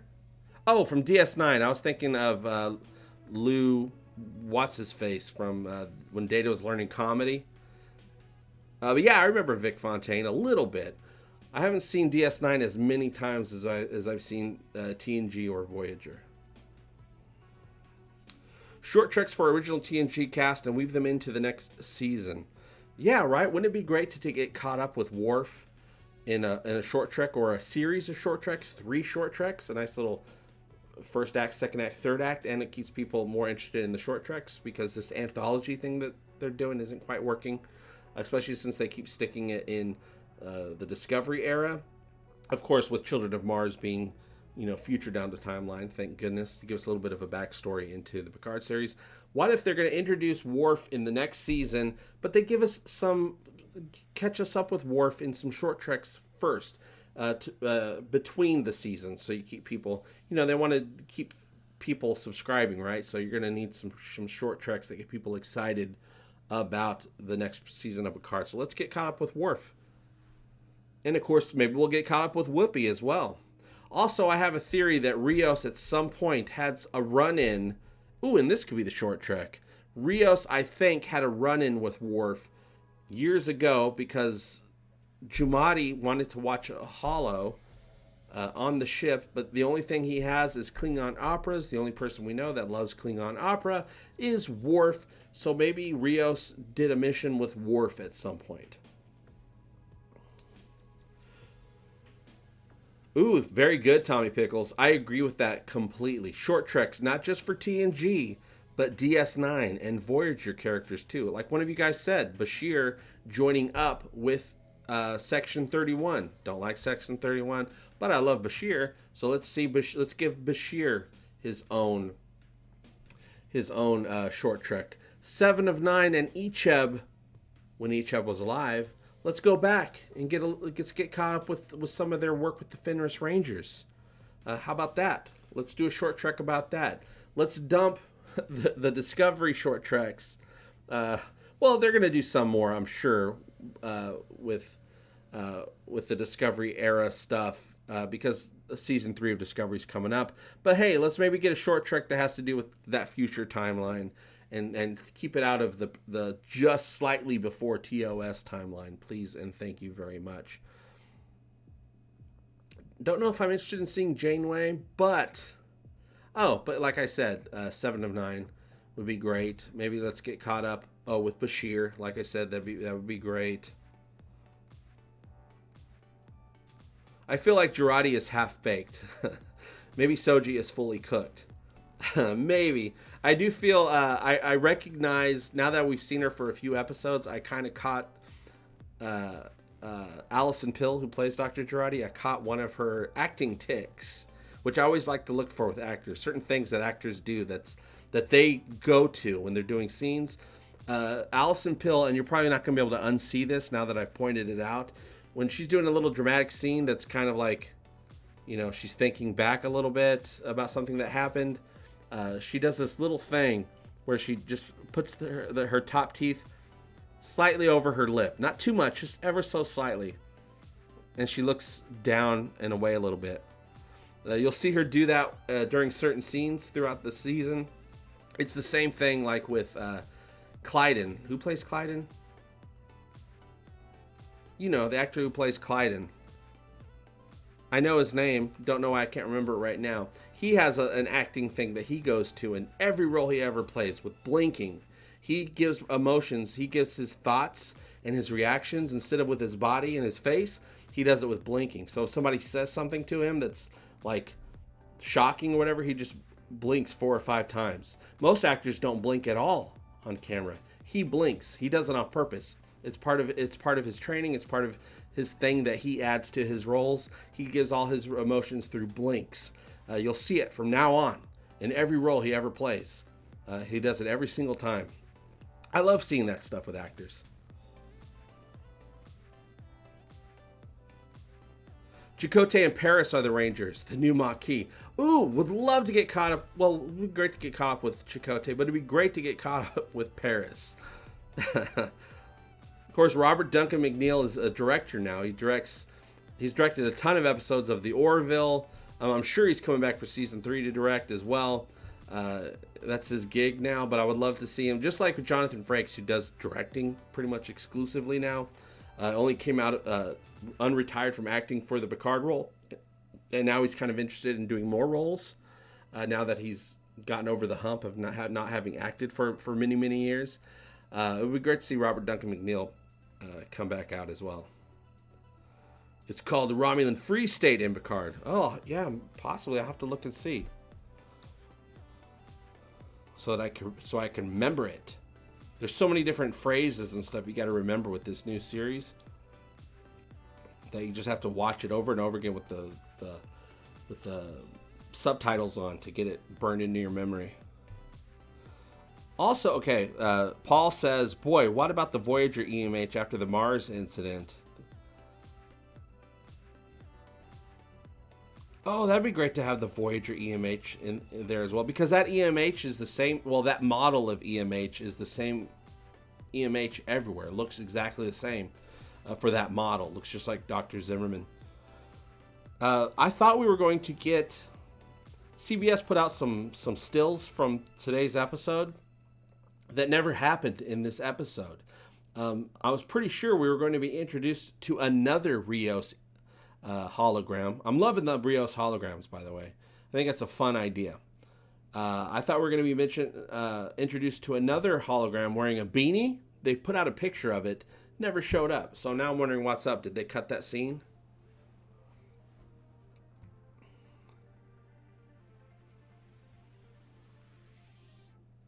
Do you think Hugh and Australian Romulans survived? I know for a fact they survived.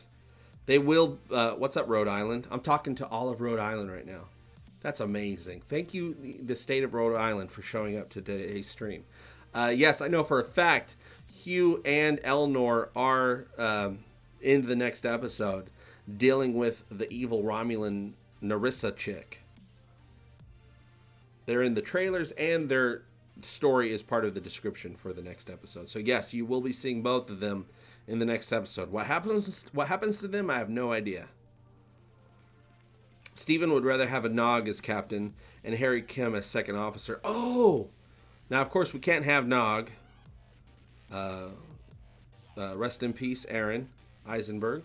But Harry Kim, that's what you bring up Harry Kim all the time, and I agree. We need an update on Harry Kim. Wouldn't it be great if Harry Kim is the president of the Federation? If anybody deserves that sort of promotion, it's Harry Kim, right? Yes, Mr. Tommy Pickles. I love that theory so much. You want Rios to be a hologram too.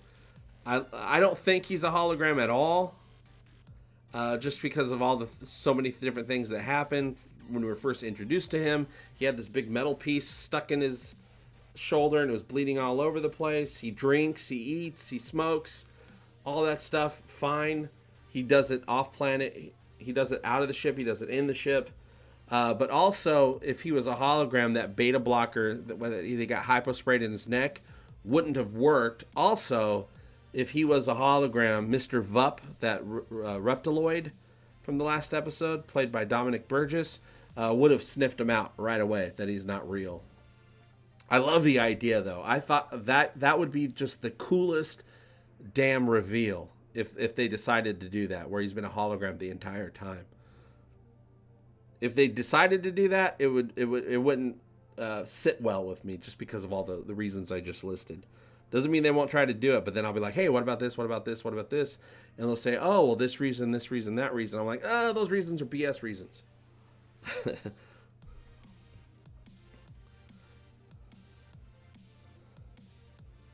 Whoa!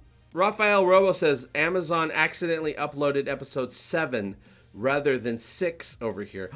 If that's the case, that means somebody recorded it and has put it out, and I need to see it. If I could get my hands on that episode early, that would be absolutely amazing. Stupid Amazon. Oh, if anybody gets their hands on episode 7, please try to send it to me in some way, somehow. Let me get a jump on it, please. Then I can work on some other types of videos at the beginning of the month. Random thought, is Rios a synth? I don't think he's a synth at all, but who knows what the writers are going to do with him at this point. I really enjoyed Mr. Vup as well. I think Mr. Vup survived. Actually, I need to go back because people were like, oh, 7 killed all these people, blah, blah, blah, blah, blah. And I'm thinking, oh, no, Mr. Vup did get shot. He got shot. Oh, but was he there again at the end? Maybe he got just stunned. Probably got stunned. Because he was shot by Rios. Rios would have used stun. But yeah, 7, I was like, wait a minute. 7 only killed Bjayzl. And then the camera moved and we heard people coming and she starts shooting, but we didn't see anybody get shot. It's just her walking off camera. I'll have to go back and watch. I would like to do a count to see how many people died in that episode, because it might not even be as many as the 3 Romulan guards that Elnor killed with this sword very slowly. I didn't mind it, but it could have been a little bit more cleverly done, a little less graphic. JP, instead of short treks, they should do a series where they return to the Delta Quadrant. Harry Kim as the captain, Paris's daughter, and his second in command, and Naomi Wilder as the ship doctor. There's Naomi Wilder again. Good old Naomi Wilder. Yeah, I'd be fine. I would like it if they do some of these short treks serialized. Not serialized, but episodic. Well, you could do serialized because they're only like 15 minutes long. Instead of just doing one short trek, let's do a story of 3 after that. Or let's do some short 6-episode seasons. Let's do a Captain Worf show, 6 episodes. Let's do a Captain Pike Destiny series, 6 episodes. Make it episodic, not one story over 6 episodes, 6 stories over 6 episodes. The factor that ties them all together is the cast and crew and their stories and their relationships. That's the main thing. Let's do some episodic. Let's have CBS proving that they can give Star Trek fans that want that style of Star Trek classic format. Let's give us some of that a little bit. Prove you can do it. You don't have to you have so many Star Trek series coming out that you want to be different from each other and have different tones. Why not make one of them classic format? Seems like a good idea to me. Being a sailor and a captain, Rios has a port in every girl, or a girl in every port. He has a girl in his port in his ship as well. A hologram would be smart enough to replicate the effects of a beta blocker, and smells exist on holodecks, just saying. I don't know if they exist in a way that reptilioid wouldn't be able to tell, though. But yeah, hey, they could still do it that way. If they're able to explain it in a way that that works for me, which I'm totally open to, I'd love it if Rios turned out to be a hologram. And a hologram that looks exactly like the captain he said that he followed 10 years ago when he did something in the entire record of his ship and missions got scrubbed by the Federation for whatever reason. That's the story that we're going to have to come back to at some point. That'd be great. I love that idea, that they're going to have to explain those things to me. The beta blockers and the reptiloid. Dr. Girardi is a synth. Oh, that could be the case too. I don't think she is, but yeah, that could be the case. I totally see it that we could have some synths out there that don't know they're synths, because that's obviously can happen, but to surprise the audience. Oh my god, they're a synth too. Of course, that's a little bit close to the last season of Battlestar Galactica, but it doesn't matter because all sci-fi borrows from other sci-fi, so yeah, it doesn't matter if it was the final season of Battlestar Galactica. Any other show will pick up those same ideas, which I'm fine with as well. People are saying, "Oh, I didn't watch the episode. Oh, but the Cybermen have flying heads just like the Kaylon." I'm like, yeah, but the Kaylon are a ripoff of Cybermen anyway, so it's just they're paying homage to each other. What if it turns out that Picard is a synth? That would piss me off. That would piss me off. Almost like some people are pissed off that the final episode of Enterprise, spoiler alert, it was all a hologram recreation. The last episode was that Picard and Troy were watching. It'd be the same to me. It'd leave me empty.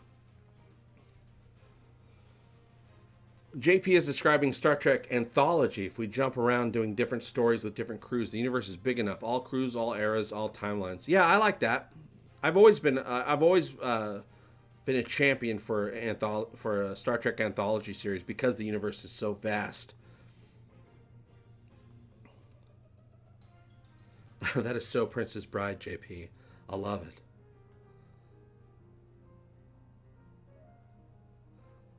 Orville webisodes. First webisode, Lieutenant Dan. Absolutely agree. We need a Lieutenant Dan episode or a webisode or a short or a movie.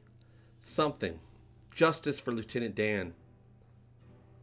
I have a question. If Voyager returned to the Alpha Quadrant with a future technology of new shields, why on Star Trek Picard don't they have it? They might. We don't know. We haven't seen any Federation ships in action. We've only seen civilian ships and rogue ships that wouldn't necessarily have access to all the same technologies that the Federation would have. We'll see. We'll have to see what happens, because also all the ships that were being designed for the Armada have a ton new types of technology in them as well, but we haven't seen any of those ships. We saw a couple Federation ships in a flashback outside of Utopia Planitia, but we haven't seen anything besides that. So we don't know what the Federation's Starfleet's working with at this point. This show is Picard, not a ship name. That is true. It is Picard, so it's not even really about the ship. I like the La Sirena, but it's not going to be a character of the show for me, personally. But I do like it. I call it my 5150 ship, because it's got those Van Halen colors on the outside. It'd be great to have a Guinan story. Ooh, Paul Wong, I love that. Should be Star Trek Q-Tenuum. Ooh, Q-Tenuum. I still say I would actually like to talk to Michael Chabon, because while I liked his short Trek Q&A, except for the Spock stuff, everything but the Spock stuff I like. And I didn't like the gigantic turbo lift area. I mean, there's no way the ship would have room for that much space for the turbo lifts of all things. That's ridiculous. But that wasn't up to him, I don't think. That was up to whoever's producing that episode. He just wrote it. But he called it Q&A. You cannot have any episode of Star Trek have the letter Q in it, standalone. Because it is known that anytime you have a Q in the letter Q in an episode title, that Q is going to show up. It's going to be part of it. So that should have just been nixed by the producers, by the showrunner, by Kurtzman right then and there. But, you know, I wouldn't expect Kurtzman to understand you don't put Q in something unless you're going to have Q in the story. So that is one point against Michael Chabon. But, of course, it's not even really against him. Loving what he's doing on Picard, though. That's right. Q's daughter. Well, yeah, Q had a son, but he did turn that one girl into a Q. How did that play out? She ended up not wanting it, but then she did want it. Can't remember. Man, we're passing the time, you guys. We'll be going an hour and 46. Also, I think what I'm going to do with this live stream is I'm going to, as soon as we're done, I'm going to make it private, and I'm going to upload it to the alternate Egotastic FunTime channel, which I'm going to start using more. I'm going to start doing more live shows throughout the week at some point on the alternate Egotastic FunTime channel. But of course, we'll be doing our Thursday nights here, because that's our thing. That's what we do. That's what this channel's for, is the Thursday night live shows. But I'd like to do some more live shows to put out some more content. But we'll do that over on the other channel. Can't put out too many live shows, or YouTube will punish you. They're going to punish me for this live show, definitely. So I'm going to make it private so that hopefully it'll offset what we've done while we were here. Didn't Vosh ask for Q powers? I don't know if she did. I do know that the last time I saw Vosh, which I know she showed up in DS9 at some point, but I'm talking on TNG. We might have seen her again. I just can't remember at this point. Is her and Q went off together on some expeditions. I don't think she was turned into a Q, but she was basically riding with Q at that point. That's right. It's the alternate timeline channel. Ooh.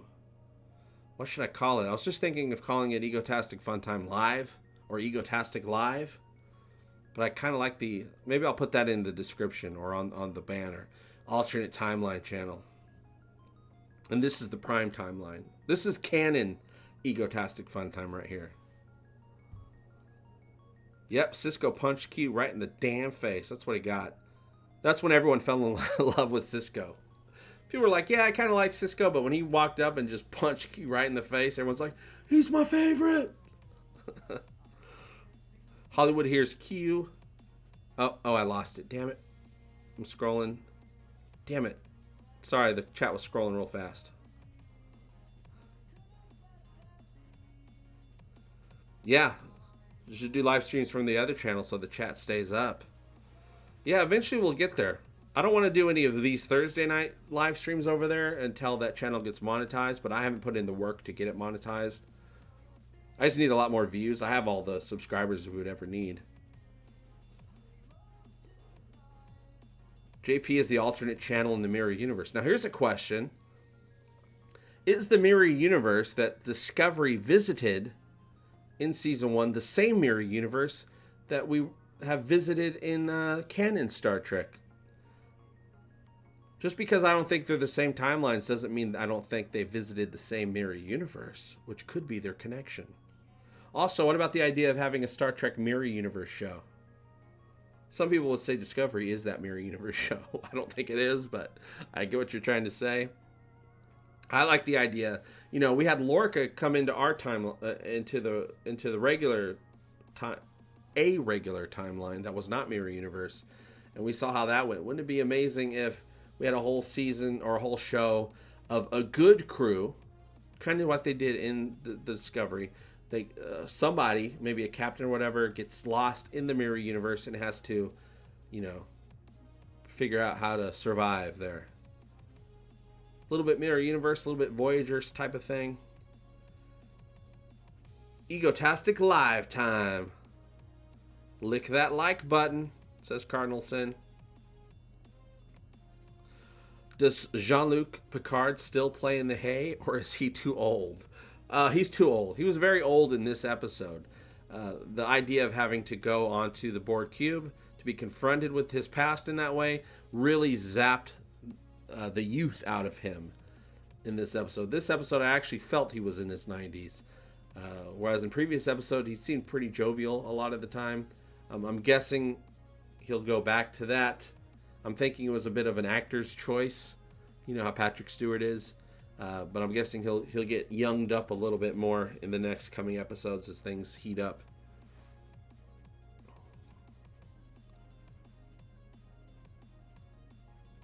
They have Klingorks in the Mirror Universe, but they mentioned the alliance that took over control from the Empire and made humans slaves to Kira Mirror. Yeah, did they have Klingons in that Mirror episode? I can't remember because I don't watch Discovery anymore. I will be watching season 3, and I really don't want to go back. Though I do think the Mirror Universe was a lot of fun. I think that's when Discovery finally started getting interesting. I mean, the Harry Mudd stuff was very interesting with the time loop episode, even though it was handled wrong in my opinion, as you guys know probably. But it did get very interesting when they went into the Mirror Universe. Mirror Harry Kim. The Orville should be the Mirror Universe. Now, joking aside, we did see kind of, in my opinion, the closest thing to an Orville Mirror Universe in the season 2 finale. I guess that would be their Mirror Universe. A little bit different. It's a mirror time. It's a variation on the timeline, but I guess you can consider it. I mean, they wouldn't want to straight out copy the Mirror Universe, but that was as close as they're probably going to get. I think in season 3 of the Orville, we're going to be dealing with more time travel.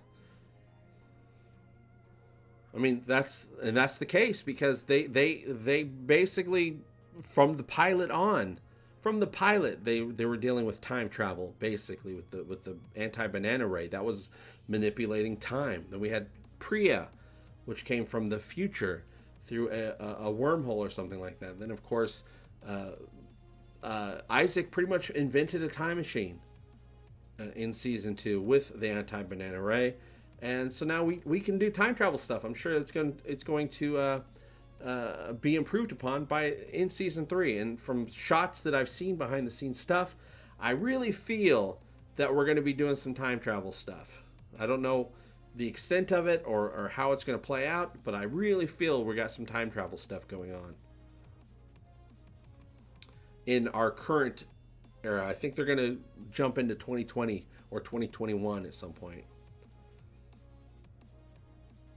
I would love it if they found a way to bring back Harry Kim.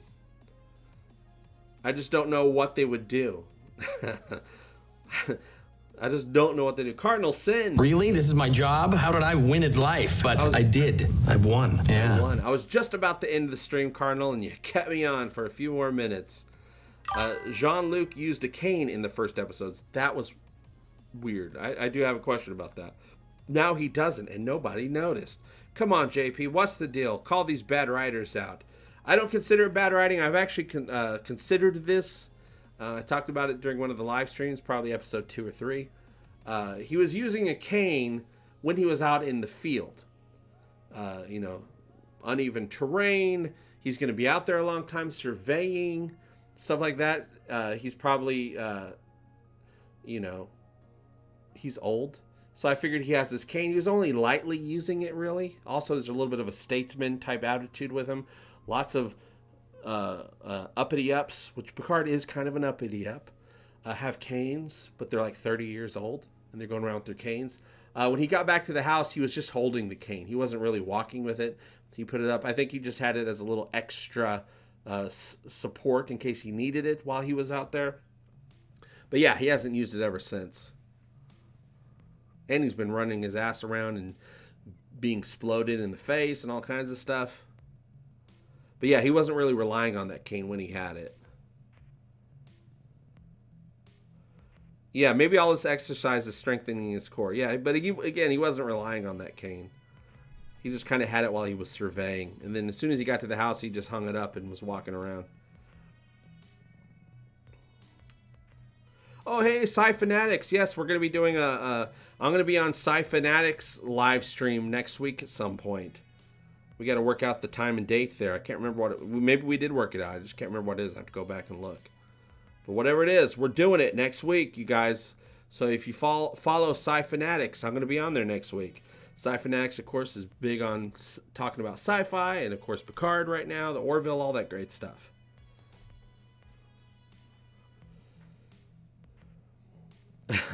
Bill Keith Channel says 7 of 9 asked Harry Kim to copulate, and he gelogied himself. He's like, what? Oh, I'm geloging. The cane's an affection with little need to be used as a cane. It's an affectation. Yes, I agree. But I think it was there though in case he needed it because he was out in the fields. Harry Kim created the biogel on Voyager. We know what that biogel was used for. Harry Kim, you scamp. Love to see him connect with LaForge. That would be a great bromance. Oh, I agree. I think Harry and LaForge would get along very well. Actually, I'd love it if Harry Kim was fanboying out about LaForge and LaForge found him annoying. That would actually also be fun. I'd go for that too. Rob Crawford, hey, at my age, if you need a cane to walk, it won't look cool or suave. You can make anything look suave, no matter the age. I'd be suaving it up with my cane. Yo, what's up? People are like, oh, you got a limp? I'm like, yeah, no, I got a pimp walk.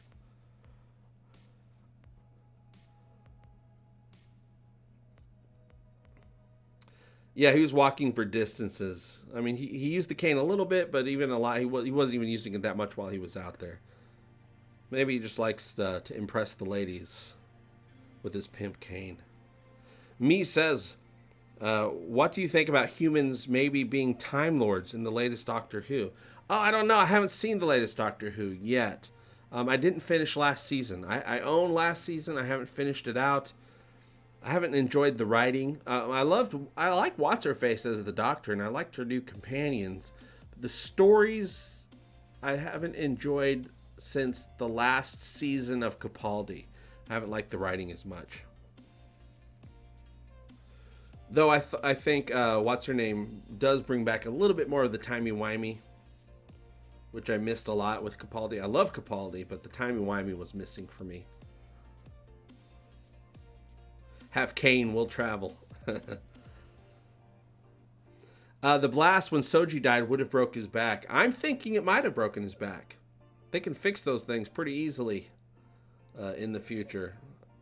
I assumed that he did get his ass whooped. They fixed him up and dropped him off.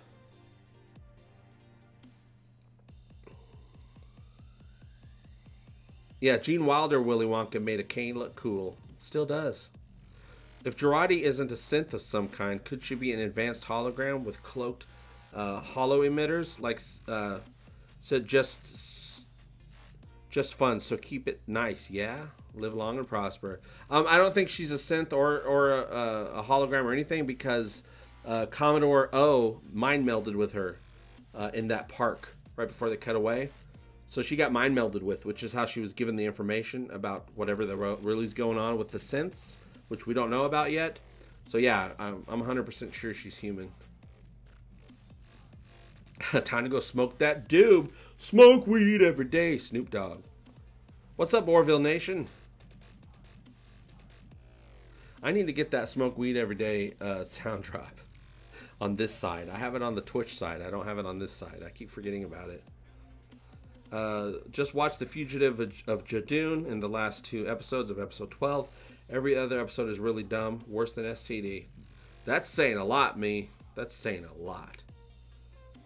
Though, even when I was reviewing season 2 of Discovery, which I never finished doing because I just wasn't having a good time doing the reviews, there were a few episodes that I did like, for the most part. I didn't like them all the way. I really liked the New Eden. I probably liked the New Eden episode the most, even though that whole planet and all that fitting into the grand scale of the storyline, I don't care for, but that is a standalone episode I did like. It was the closest thing to a Prime Directive Star Trek episode. The episode where the robot chick got murdered to death. I liked that episode. Didn't love the episode on the whole, but there was a lot of moments that I really liked. Jonathan Frakes directed both of those episodes, I think. They saved the best 2 scripts of that season for Jonathan Frakes to direct. And then otherwise, there's just little moments here and there of Discovery that I'm like, okay, that was pretty cool. That's pretty cool. But on a whole, there's a lot of things that take away from the things that I do like about it. But I'm like I've said before, I'm very much looking forward to season 3. Now that they're out of the timeline, of any timeline close to any Star Trek timeline, I'm really interested to see how they handle it. I'm signed up for the journey. Maybe Michael Burnham is a synthetic that explains how she's the bestest at everything. She's not the bestest at everything, though. She proved that in the first 2 episodes. That's why she was supposed to serve her life sentence in prison, because she's not good at everything. But also, I mean, yes, I think we only notice the fact that everything she says people listen to because we're following her. But in true Star Trek form, the captains and all the different, officers, they do listen to each other no matter the rank. They've always done that. Picard is always like, okay, what do you guys think we should do? And he listens to different people, and it doesn't matter if they're an ensign or a commander or whatever. It's just, unfortunately, we're always following Burnham. Some of the ideas that Burnham came up with, they could have had somebody else come up with in the moment during those bridge scenes.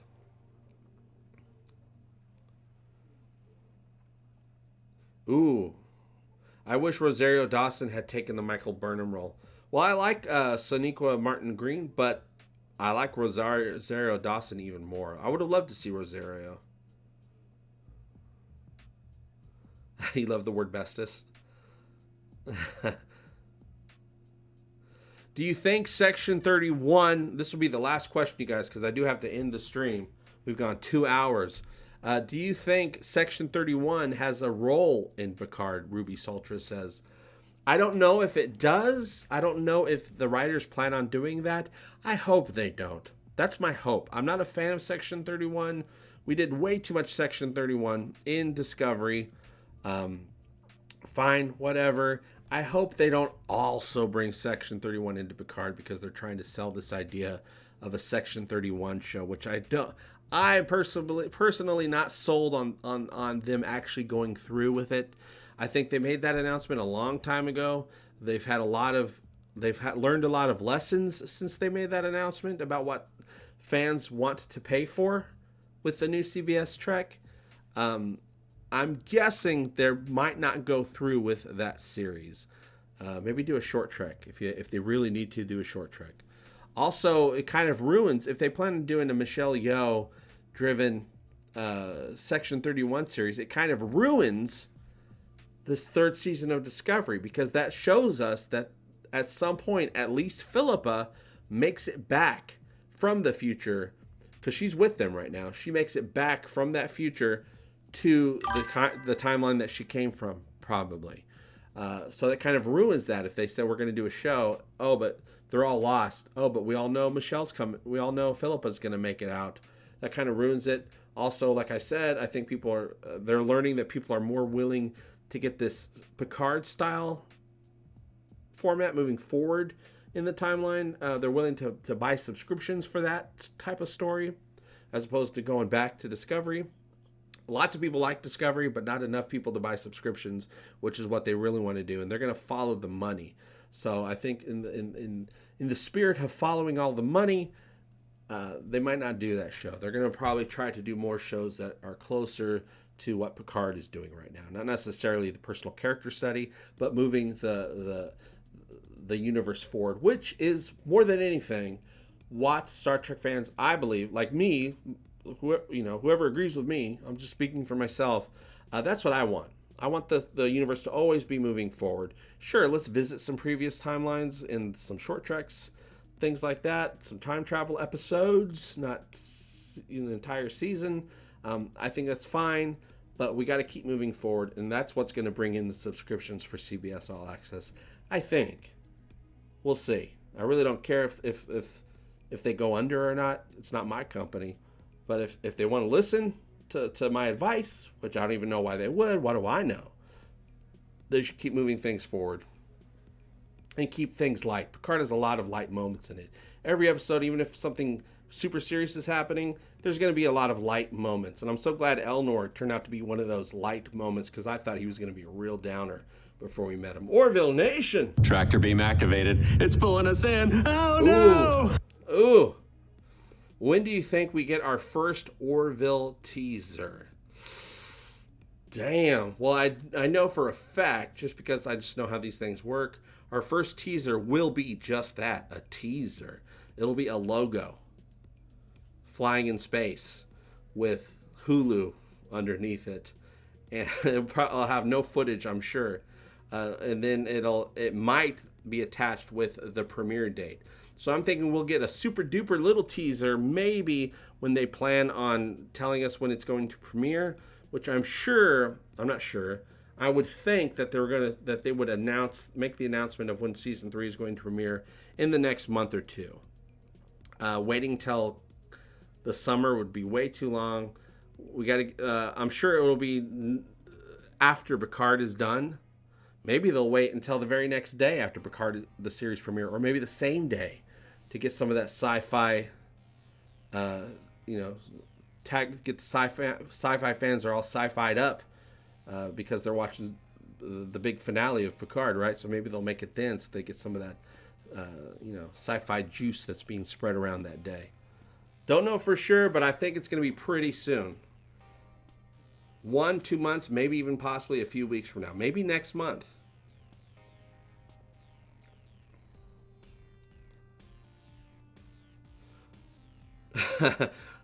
Cardinalson says, just put a damn ship somewhere out in space, a new crew, ensemble cast under the Roddenberry ethos, and let's watch their 5-year mission. Come on. I'd love that. I would absolutely love that. I agree with you. Let's just get a ship. But here's the thing, is they got a ship, the Discovery, right? That's we assumed. They made us think that Discovery was going to be just some damn ship somewhere in space with a new crew, an ensemble cast under the Roddenberry ethos, and we watched their 5-year mission. That's what we thought Discovery was going to be. It turned out to be nothing of the sort. It just turned out to be a ship somewhere that we didn't even get introduced to until the 3rd episode, which was ridiculous. That was a little bit of a ripoff because the first 2 episodes of Discovery aired on live CBS network, on the live television. And then if you want to see the Discovery introduction of USS Discovery on the Star Trek Discovery show, you got to get our app. That is bait and switch, in my opinion. Boom, Rob Crawford. I already have Hulu, so I'm invested. Yeah, I've had Hulu since the day they came on. I don't even care about the Orville being on Hulu, though I think it's a brilliant move. Seth MacFarlane knew he was going to be leaving Fox months before that Comic-Con announcement. So he was like, he that's why they waited so long to give us the announcement of the move, because he wanted to make sure everything was in place with his new deal at NBC. And he's like, I got to get the Orville off of Hulu, or I got to get the Orville off of Fox because I'm not going to be with Fox anymore. So he's like, where can I send it? Well, it does really well on Hulu right now, so let's bring it over to Hulu. Sure, that's still part of the Fox Disney family, but it's not controlled by them. I'd still have control of the show. So that's why there was a lot of delays and announcements and stuff like that, from what I can tell. He wanted to make sure the Orville had a home where he can control what's going on. And it was good because not only is Hulu great, it got just as many views on Hulu as it did when it aired on Fox. Its views doubled with every episode with Hulu. They're like, okay, we already filmed the show like it's a streaming show, because the way we write the entire season first, we film it first, and then we start putting it out. That's the way that streaming shows work. We have less episodes, so he made sure that he had a place for the Orville. And I forget what the question was. Yes, a ship somewhere in space. Absolutely. Oh no, Andrew said I already have Hulu. Yeah, I love Hulu. I don't need the Orville to be on Hulu to let you guys know how much I love Hulu. I cut the cord in 2009, and thanks to Hulu, I watch all the TV shows, all the current TV shows I've ever wanted for a very low price. And I even got, back catalog of everything that I love. I was happy to hear that the Orville moved over to Hulu, but I really don't need it. I'm a Hulu whore. Hulu is very worth having, and the movies on there very much rival the movies that are on Netflix. Though, I like Netflix too, don't get me wrong. I don't even watch movies on Netflix. I watch reruns of shows on Netflix, and then I watch current television on Hulu. Yeah, Enterprise needs that finale retconned away. But yeah, you can actually do 3 more seasons of Enterprise that never even catches up to that season finale, because that season finale took place way in the future, years after they were done with their missions and their service, and it was just a look back that Riker was doing. We can do 3 more seasons and never even get close to that final episode, and we'll be able to tell a complete story. Yes, the guy who played Wesley does do the interviews for CBS for Star Trek. Will Wheaton, he does the Ready Room, which comes on after each episode of Picard. Do you have your ship together, JP? I do have my ship together. I got my Orville ship right there. What? Dun, dun, dun, dun, dun, dun. Earth, exactly, Bill Keith. Earth is supposed to be utopian, which, as we've seen in the series, it's completely utopian. But not necessarily all the Federation. That we've known. Just watch Star Trek. Earth is utopian. The ideals of the Federation are utopian as best they can. We've seen the Federation slip on many decisions over the years, in the decades. But it's always been one of our captains that have brought them back into the light, that steered them in the right direction. But yeah, Earth is utopian, not the entire galaxy, not the entire universe that the Federation, not even the entire zones that are under Federation control.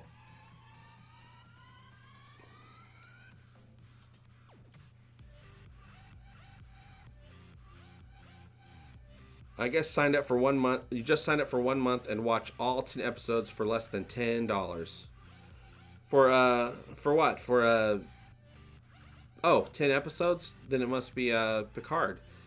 Yeah, absolutely. Right now there are 4 more episodes. But here's the thing, I don't know if they're going to play all 4 episodes over the next 4 weeks.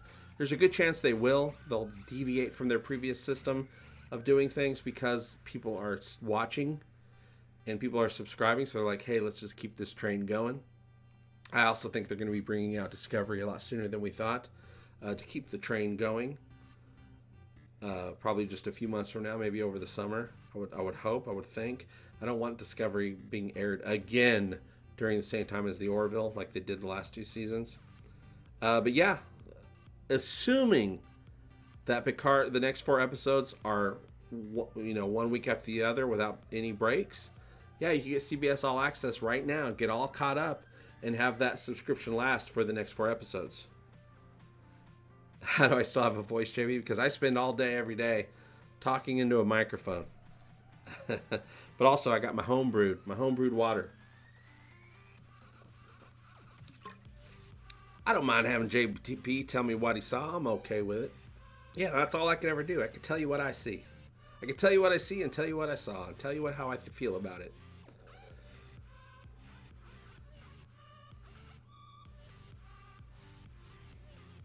Yeah, Earth is utopia, but the Beta Quadrant, where the Romulan refugees and Rangers live, is not utopian. Yeah, it's all the way in the Beta Quadrant.